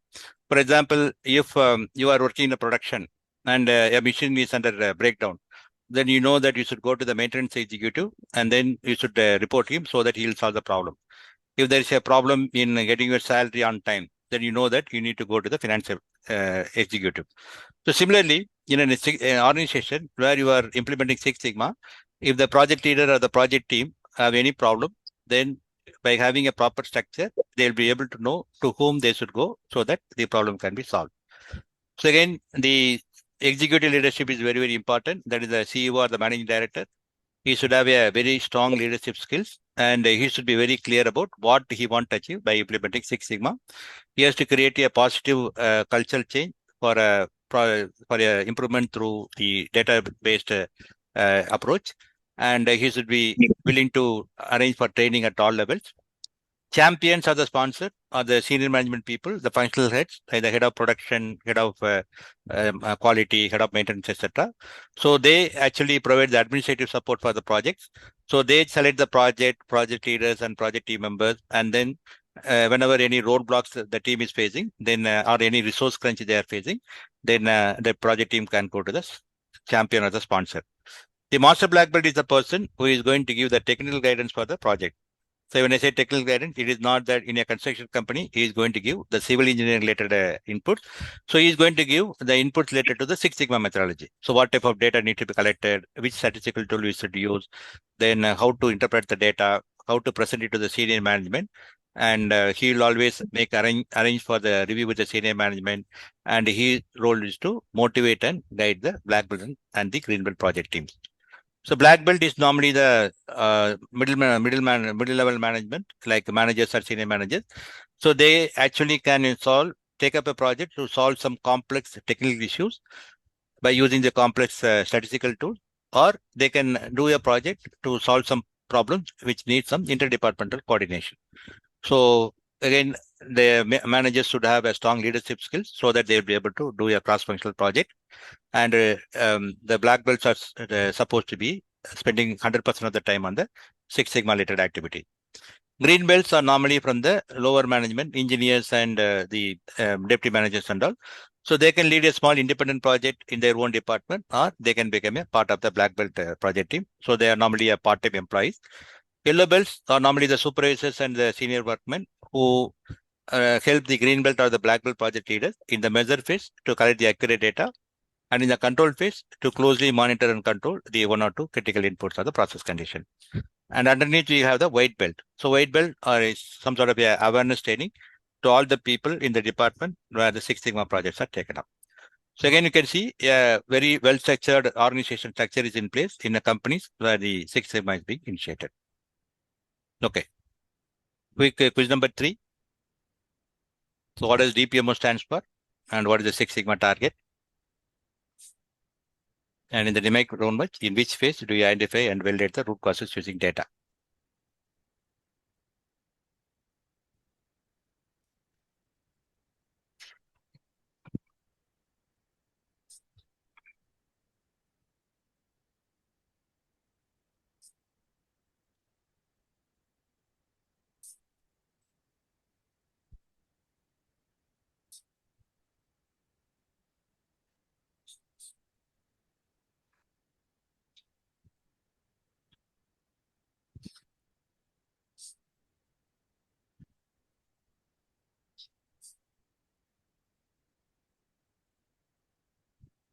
Okay, last 10 seconds.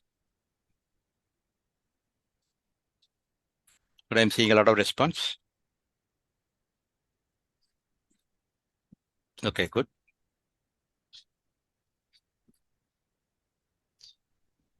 Okay. Okay. So again, we'll just quickly the myth is that the Six Sigma can be implemented only in manufacturing, but that is only a myth. So Six Sigma can be implemented in manufacturing to reduce the defect rates, optimize the production flow, minimize downtime. It can be used in healthcare, banking and finance, IT and software, logistics, retail and service, construction, oil and gas. So any domain, any functions, any product or services, Six Sigma can be implemented. So for example, I started my career in a manufacturing company, but I just got into the IT service company only because of my Six Sigma background. And then I got a very huge jump. And then after that, when I started my company, I had the opportunity to work with Amazon, which is a logistics company, Accenture, the software development company, the ESAP, the welding machine company, and also a lot of any irrespective of product, service, domain, function, Six Sigma is very much applicable, right? So again, why you should do as a professional, what is the advantage of doing the Six Sigma? So again, as I told you, you are always in a execution role, do the work. So whenever there is a problem, you just go and talk to the managers, and then whatever they say, you execute. But if you want to move up in the organization ladder, then you should be develop the skill for this problem solving, so that you can move into the decision making role to lead the improvement. So because of that, you'll be able to get the premium salary. You'll be able to get a global recognition. So again, our students are spread across the globe. So people from India, Middle East, Africa, Europe, Australia, and so on. So our certificate is fully globally recognized. So it will help you to accelerate your growth. Cross-functional skills, you will develop skills for cross-functional problem solving. And the very important thing is structured thinking. So you'll be having a very structured thinking for problem solving, and you'll be having a competitive edge over the peers. There'll be definitely a difference between you and your uh, peer who is not certified as a black belt, correct?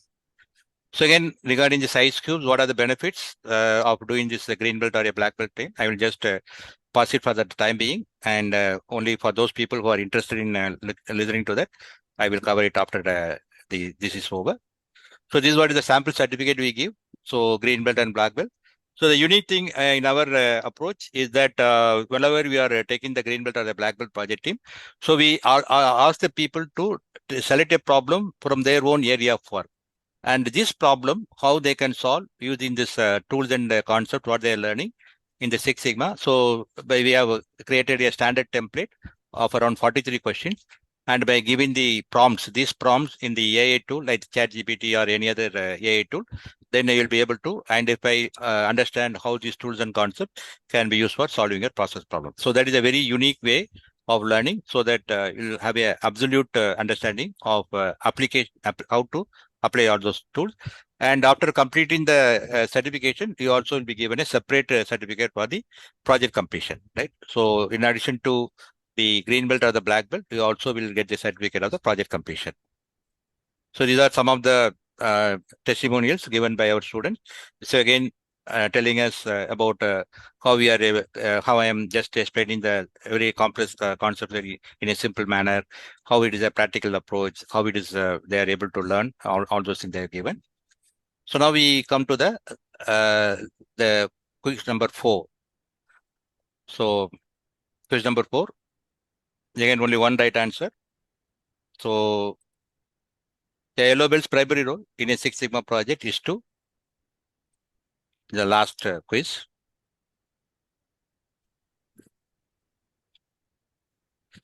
And which methodology would you apply to improve an existing process that has a high defect rates?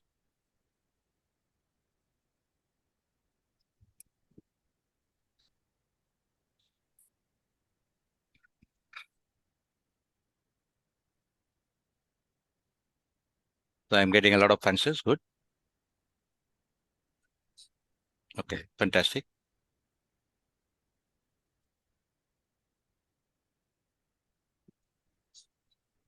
I think most of you are getting the answers right. Okay. Okay. So this is what is our ready to transform your career. Join the next batch. Limited seats available for the green belt or black belt. So again, the last and final poll. So are you interested in getting the Lean Six Sigma certified? So again, there is only one right answer. You can just answer this question. A, B, C, or D. You can just give only one answer. And then we are done with this training. So sharp at 10 o'clock, we're finishing. So I'll give you maybe 35 seconds to answer this question.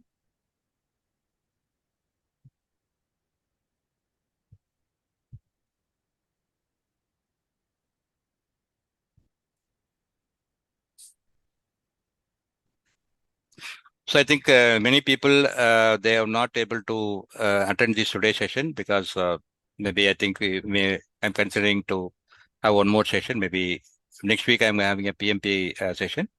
So week after next, maybe I may be going for one more. So you can ask any of your friends. Maybe we will get in touch with you. So maybe most probably by week after next, because again, many of those who have enrolled or registered, maybe they were not able to attend today. Okay, so this what is our upcoming batch. So the current batch is going to start this Saturday, that is day after tomorrow.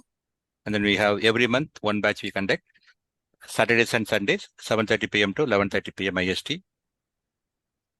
So thank you. Thanks for being with us today. And I hope that all of you had a wonderful learning experience.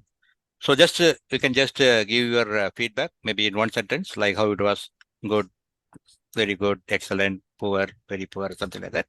And those of you who want to leave, we can leave now. So again, the announcement is that all of you has attended till you are at the end of this session. So you'll be given the certificate, yellow belt certificate from us. And this certificate will be mailed to you by latest by next Monday or Tuesday. It will be mailed to you. And you'll also get the PowerPoint presentation, what I have used today. And you will also get the recording of this session, right? Because again, I know that some of you tried to just use your AI tool for getting the synopsis, but again, that is not required.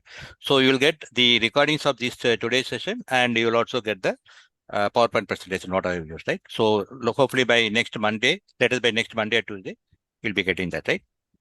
Okay. Thanks all. And then you can give the feedback, and then those who want to leave, you can leave. And then whoever is wanting to have any clarification about, I can explain you like what are the real things, like how we are different from the other institutes, right? So the different facilities, what we give, how we help you to learn your these things and all. So that I will explain to the interested people, right? Okay. So first a few seconds, few minutes for maybe I'll take some few questions for first 5-10 minutes. Then I will explain what are the advantages you are going to get if you are going to take the green belt or a black belt training from us. So what is the unique thing we offer? I will also show you the presentation, what we use, the learning management system, what we have, what type of learning you will get. So then, yeah. So Kundan Raj, so you want to ask some questions? Yes, sir. How to download the certificate, sir? When time? So certificate will be shared with you in mail. So they will send it to you in mail. I think our people are having your mail ID, so it will be shared in your mail ID. Latest by coming Monday or Tuesday. Okay, sir. Thank you. Okay. Hello, sir. Sir, good evening, sir. How are you? Yeah, fine. How are you? Yeah. Also, this is Naveen Kumar. Yeah. Currently in my organization, I wanted to create the QMS system complete system. Okay. Right now, we are doing as a quality thing, but without any documentation or standard process, standard quality manner. So I wanted to create a QMS system. Initially, I'm doing these manuals like process manuals and making. Issues and its severity and SOPs, those kind of things. Okay. So for improving my quality things to create this kind of manuals and systems, what kind of belt I have to study right now? No, Green. basically what you are talking, your company is ISO 9000 certified company? It's not the ISO actually, because ours it's not particularly manufactured. It's actually a conversion company. There is no standard because each and every car, each and everything, the customer based thing only we are doing.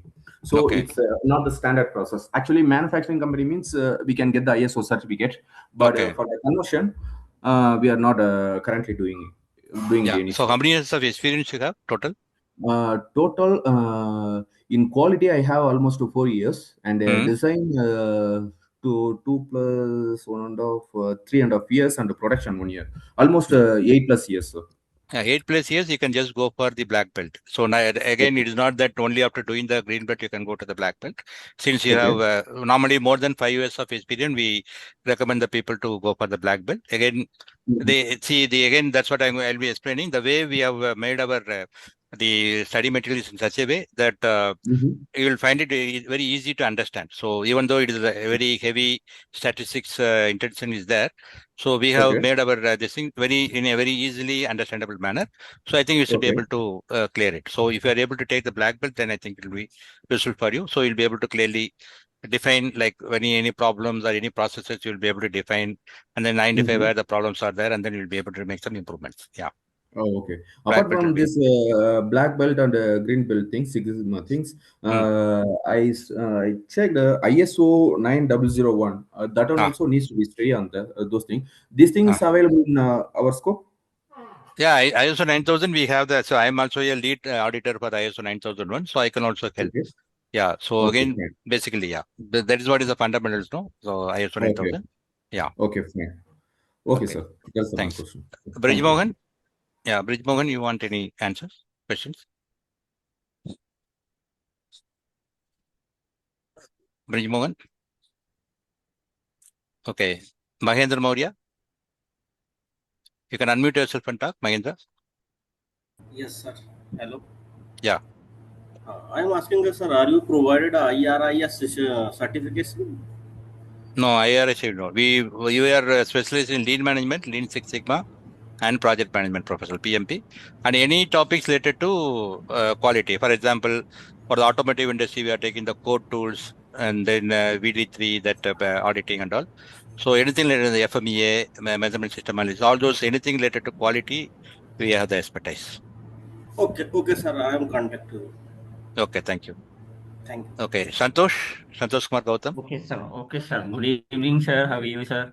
Yeah, I'm fine. How are you? Okay, sir. Thank you. Sir, my question is, I have 6 year around experience in quality and production department. So Okay. for me, better opportunity for doing Yeah, or I think yellow as I told you, green belt. yeah, more than 5 years, we normally recommend to go for the black belt. So again, I think our salespeople, or you can contact our salespeople, they will give you more details, and then whatever you are comfortable, then you'll be able to like take those sessions. Okay, So okay, black sir. belt, I think since you are more than 50 years, by thumb rule, we recommend. But again, it will again depend on once our people talk to you, then they will be able to give you a better suggestion. Okay, okay, sir. Okay. Okay. Okay. Thank you. Vedant Kandalkar. Hello, sir. Yeah. Hello, sir. I am currently a student. Can I go for a green belt? No, normally we recommend people with minimum 3 years of work experience. So Okay, to sir. take up the green belt, right? Because again, it'll Okay, be sir. bit difficult to understand all those concepts because so you should have seen really some of the processes with some experience is required, right? Yellow belt is okay, but green belt normally we recommend minimum 3 years. Okay, sir. And I have one more doubt, sir. Hmm. Sir, today's session, you will give us a CSSC certified certificate?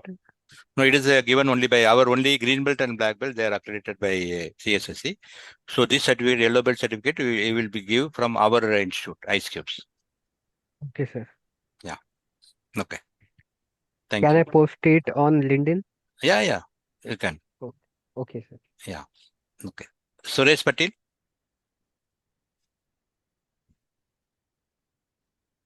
Samad Suresh Patil. Hello good evening Yeah. Sir. Yeah. Good evening. हाँ sir, मेरा question ये है कि ये हमने जो अभी course किया है ना सिक्स सिग्मा का, Mm-hmm. इसके लिए मैं डेयरी इंडस्ट्री में वर्क करता हूँ पिछले 2 साल से। किस इंडस्ट्री में?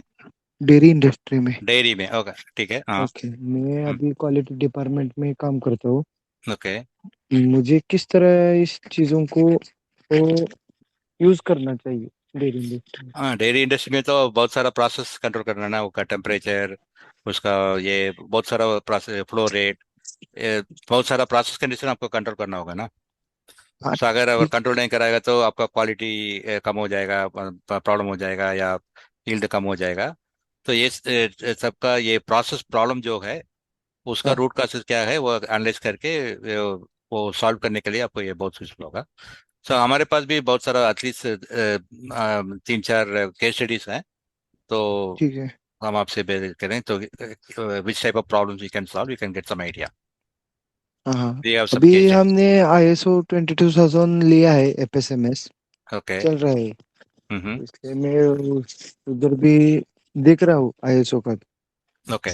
तो इसमें तो और आपको रियल प्रॉब्लम क्या है वो करने के, प्रोसेस का जो कॉम्प्लेक्स प्रॉब्लम जो है, मतलब प्रॉब्लम बहुत दिन से हो रहा है लेकिन आपका सॉल्यूशन, मतलब परमानेंट सॉल्यूशन नहीं मिल रहा है, सो ऐसा सीरियस प्रॉब्लम है, वो सॉल्व करने के लिए ये आपको बहुत यूजफुल होगा। ठीक है, तो मैं कौन सा कोर्स करूँ, या येलो बेल्ट या ग्रीन बेल्ट? नहीं, कितने साल का आपका एक्सपीरियंस है? मेरा अभी 2 साल का है। 2 साल का है तो ग्रीन बेल्ट ले सकते हैं ग्रीन बेल्ट ले सकता हूँ? ना। तो इसमें क्या क्या आ सकता है ग्रीन बेल्ट में? वो डिटेल्स हम, हमारा सेल्स आदमी हम आपको कनेक्ट करेंगे तो आप वो लोग बताएंगे आपको। ठीक है सर। ठीक है, ओके। अभी ये जो हुआ वो बेसिक हो गया, हाँ, ये बेसिक है, just to to create some sort of overview, awareness. Basic हाँ, ओवरव्यू ओवरव्यू, होगा। ओवरव्यू, हाँ। ठीक है ठीक है। ओके। कनई कुमार, कन्हैया कुमार। सर मुझे भी लीजिए ना लाइन पे। हाँ, हेलो। बोलिए। सर मुझे भी लीजिए ना लाइन पे। नवीन, आई माई सेल्फ नवीन रनप्रिया। आई या, have experience in medical device 3 okay. Years.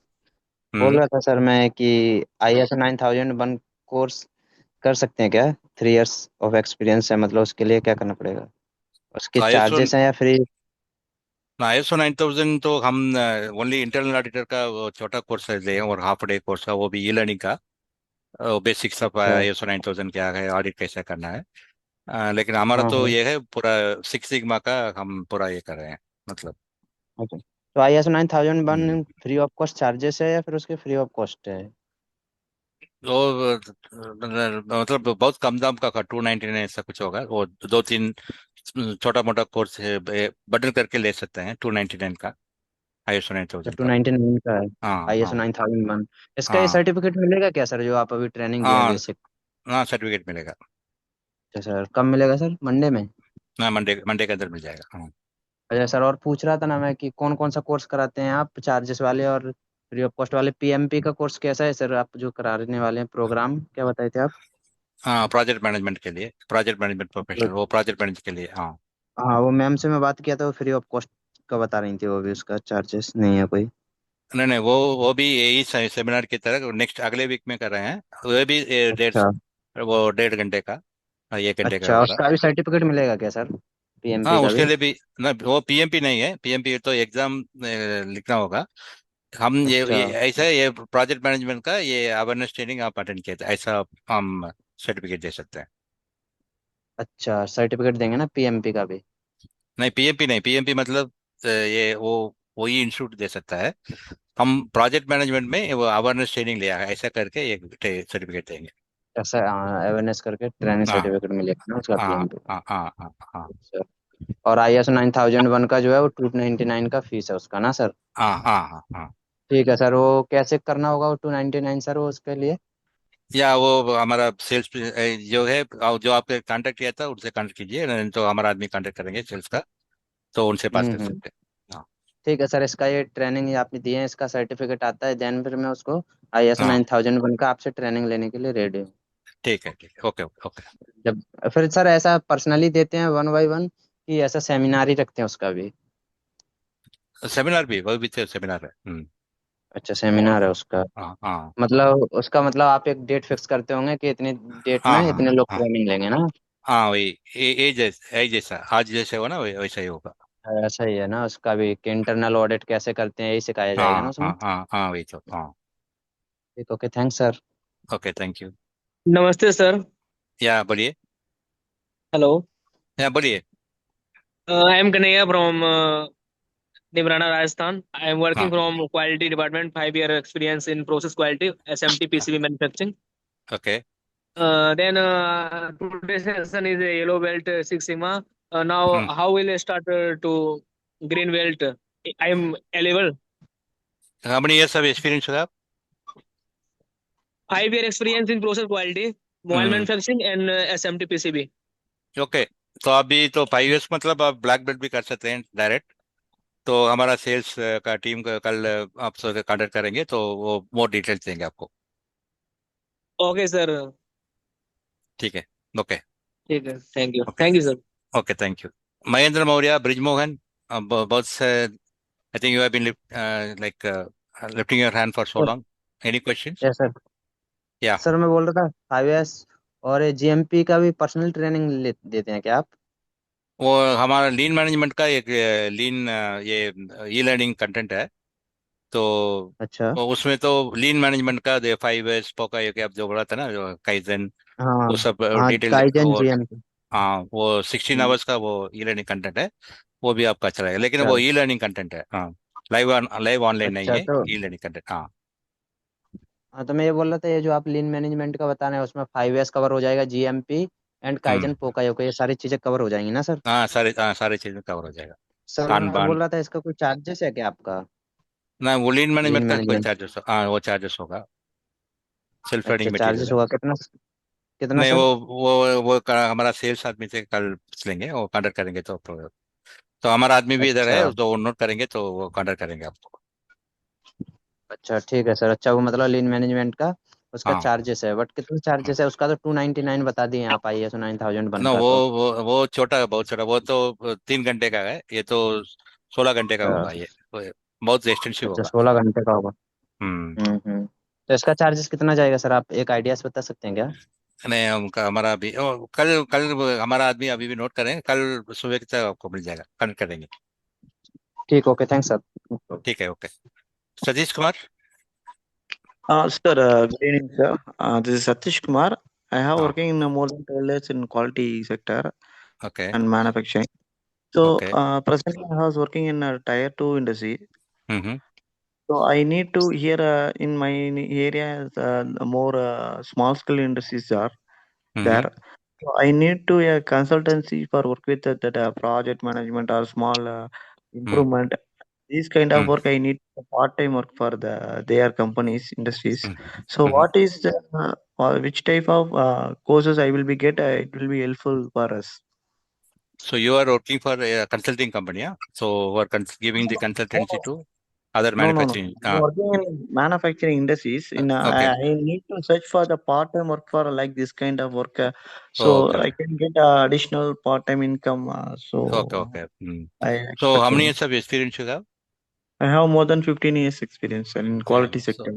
So in that case, you can go for this black belt this thing. So then you'll get a clear idea like how you can, because again, when you want to do some sort of part-time work, then you should be able to show some results, right?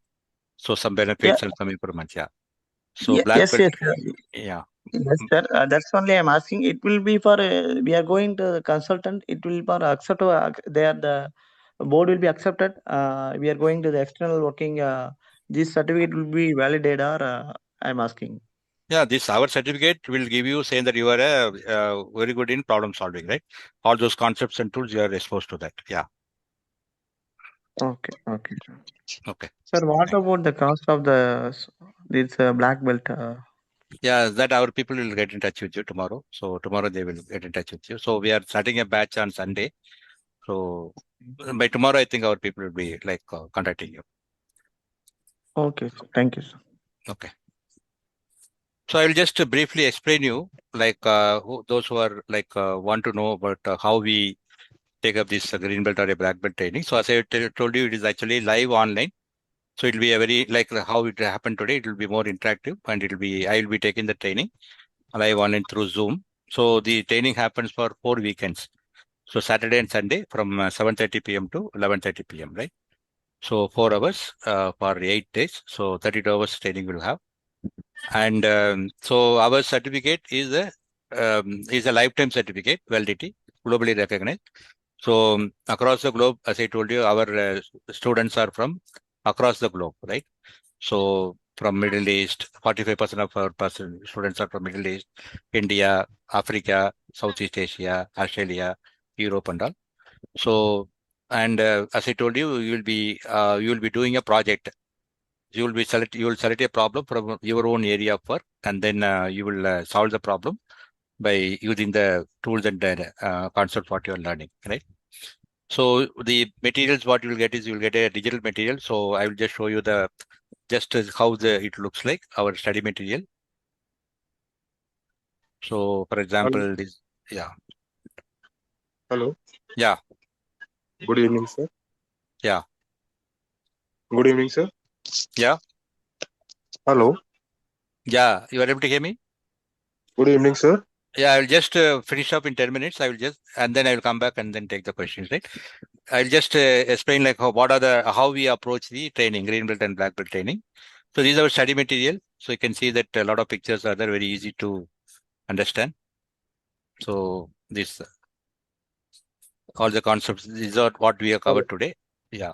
So this is what is so you can see a lot of pictures are there, easy to understand. Hello. Yeah. Good afternoon. Good evening, sir. Yeah, I will just complete it. Just wait for 10 minutes. Then I will come back to you. Okay. So again, this is what is the next one, the measure phase.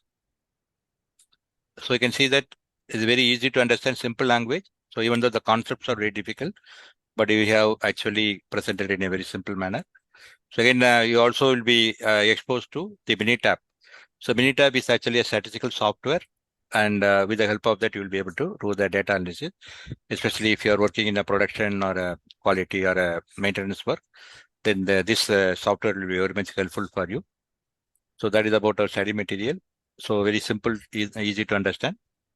And we also have this LMS, Learning Management System.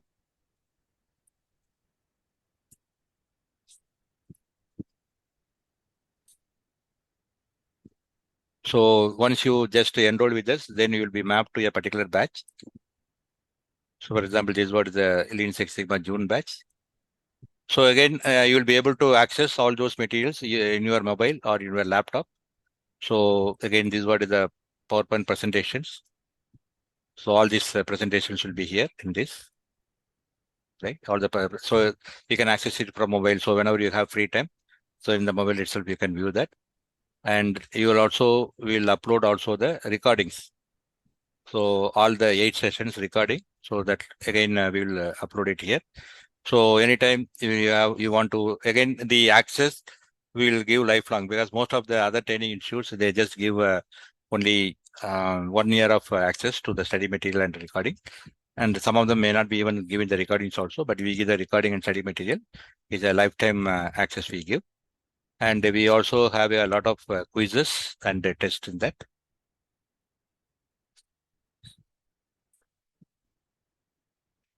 So you can see that there are some quizzes are here. 12 quizzes are here. So after each and every module is completed, then we will give you a quiz, and then we will discuss the right answers so that you will be able to, your knowledge will be better. And then, as I was telling you, we also will be doing a project. So you will be giving a template like this, Word template like this. So as you are going ahead, then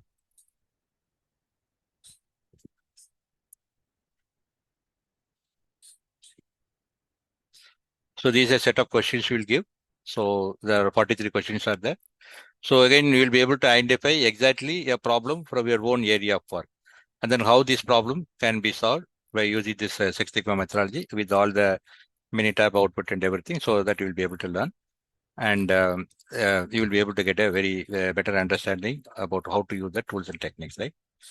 And we will also be giving you, as I told you, like this will be very easy for you to project it. For example,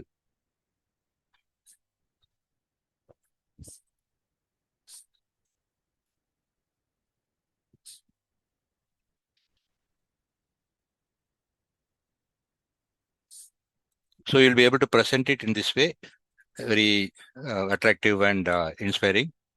So this is again a case study. Again, this was done by one of our students.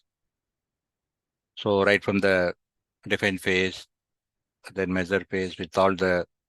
So you will if you are going to attend this, you also will get this type of expertise, right? So how these tools can be used for solving your problems. This wishbone diagram, 5-way analysis, what are these 8 ways, then all the statistical tools, how we are going to use it, right?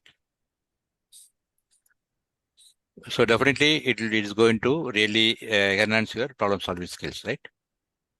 Okay. Any other questions? Sir बोल रहा था next training कब होने वाला है अपना, आप बोल रहे थे पीएमपी का। पीएमपी नहीं, वो प्रोजेक्ट मैनेजर का ये विद 13th को होगा, नेक्स्ट थर्सडे 1-3। मतलब नेक्स्ट थर्सडे को होगा, 13 तारीख हाँ को। 13 तारीख, हाँ। कितने बजे सर? 9 बजे, सॉरी 8:30 9, पता नहीं। तो आप कैसे हम हमारे में एनरोल किया था, रजिस्टर किया था? लिंक्डइन आईडी से किया था सर। लिंक्डइन है, ठीक है, तो हेलो उसमें भी आएगा, हाँ। या जाएगा उसमें। Yes, thanks sir. हेलो हाँ बोलिए। Good evening sir. Good evening. Sir ये सिक्स सिग्मा का क्लास है, उसका पीडीएफ मिलेगा क्या? ये अभी ये जो क्लास लीजिएगा उसका पूछ रहे हैं क्या, आज का?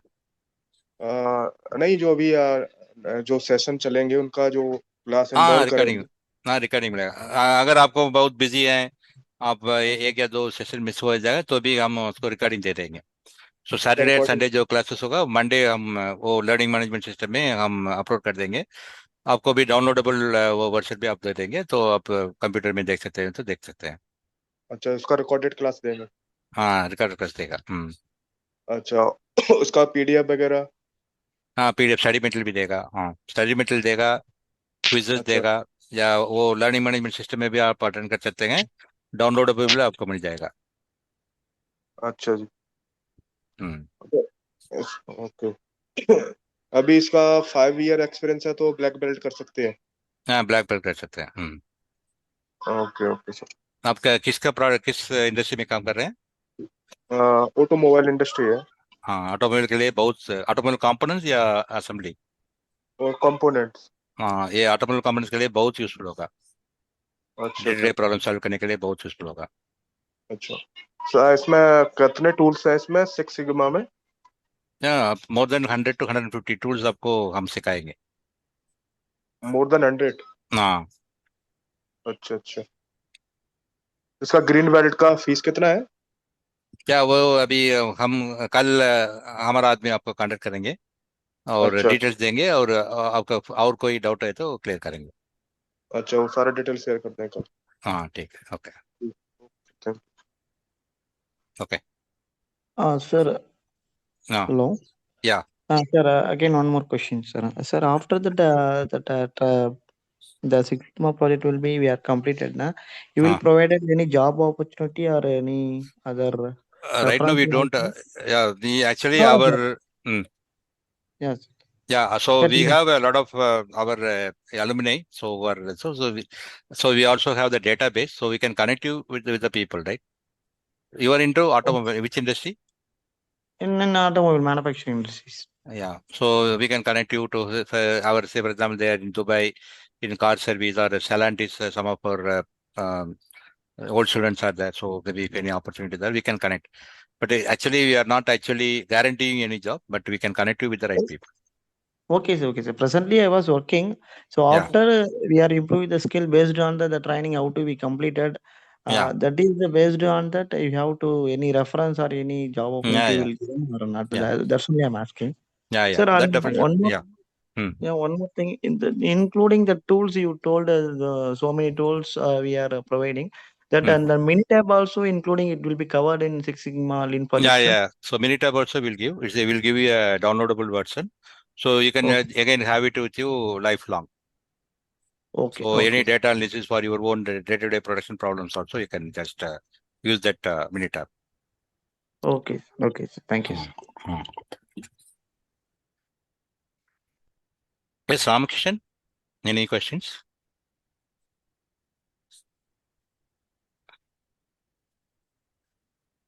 Ramakrishnan, Deepak Babu. Sir, actually, I joined late. Okay. Finished my work very late, Okay. actually. I forgot the timing. So when will be the next session? Same. What happened today? So actually, many people missed it today. So hopefully, I think on 20th, maybe we are planning. So our people will inform you. Okay, sir. And you will also get the recordings and the PowerPoint presentation, everything you will get. So you can go through that also. And if you want You to mean attend the session happened today, that one, or the next one?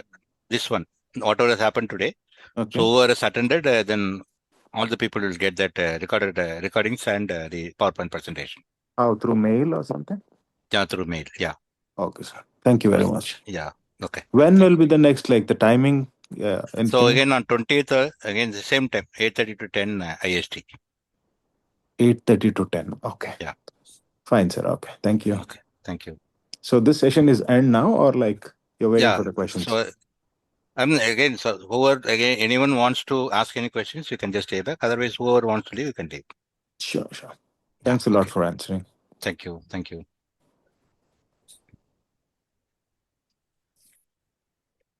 Okay, Ramkishan. Nagarjot, any questions? I can see that you are unmuted. Ramkishan, any questions? Sir, I'm telling that. Yeah. In yellow belt, any project is required for certificate? No, actually, we don't look for any certificate, any project. Okay. But with whatever the tools, whatever you have learned today, you can do a yellow belt project. So you have learned sufficient to do a yellow belt project today. So you take a simple problem in your own area of work, and then that A3 problem solving tool, no? In that format, you can solve the problem. That can be considered as a yellow belt project. Okay, sir. Okay. Thank you. Yeah, okay.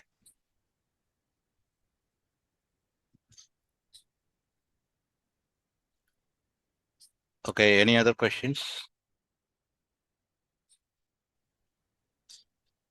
Okay, then, if there are no questions, nice talking to all of you. And then in case we want to again ask anything to me, then you can get in touch with our people, so our sales people.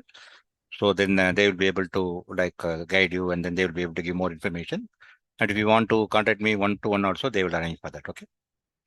Okay, then. Good night. See you later. Bye. Thanks. Thank you. Thank you.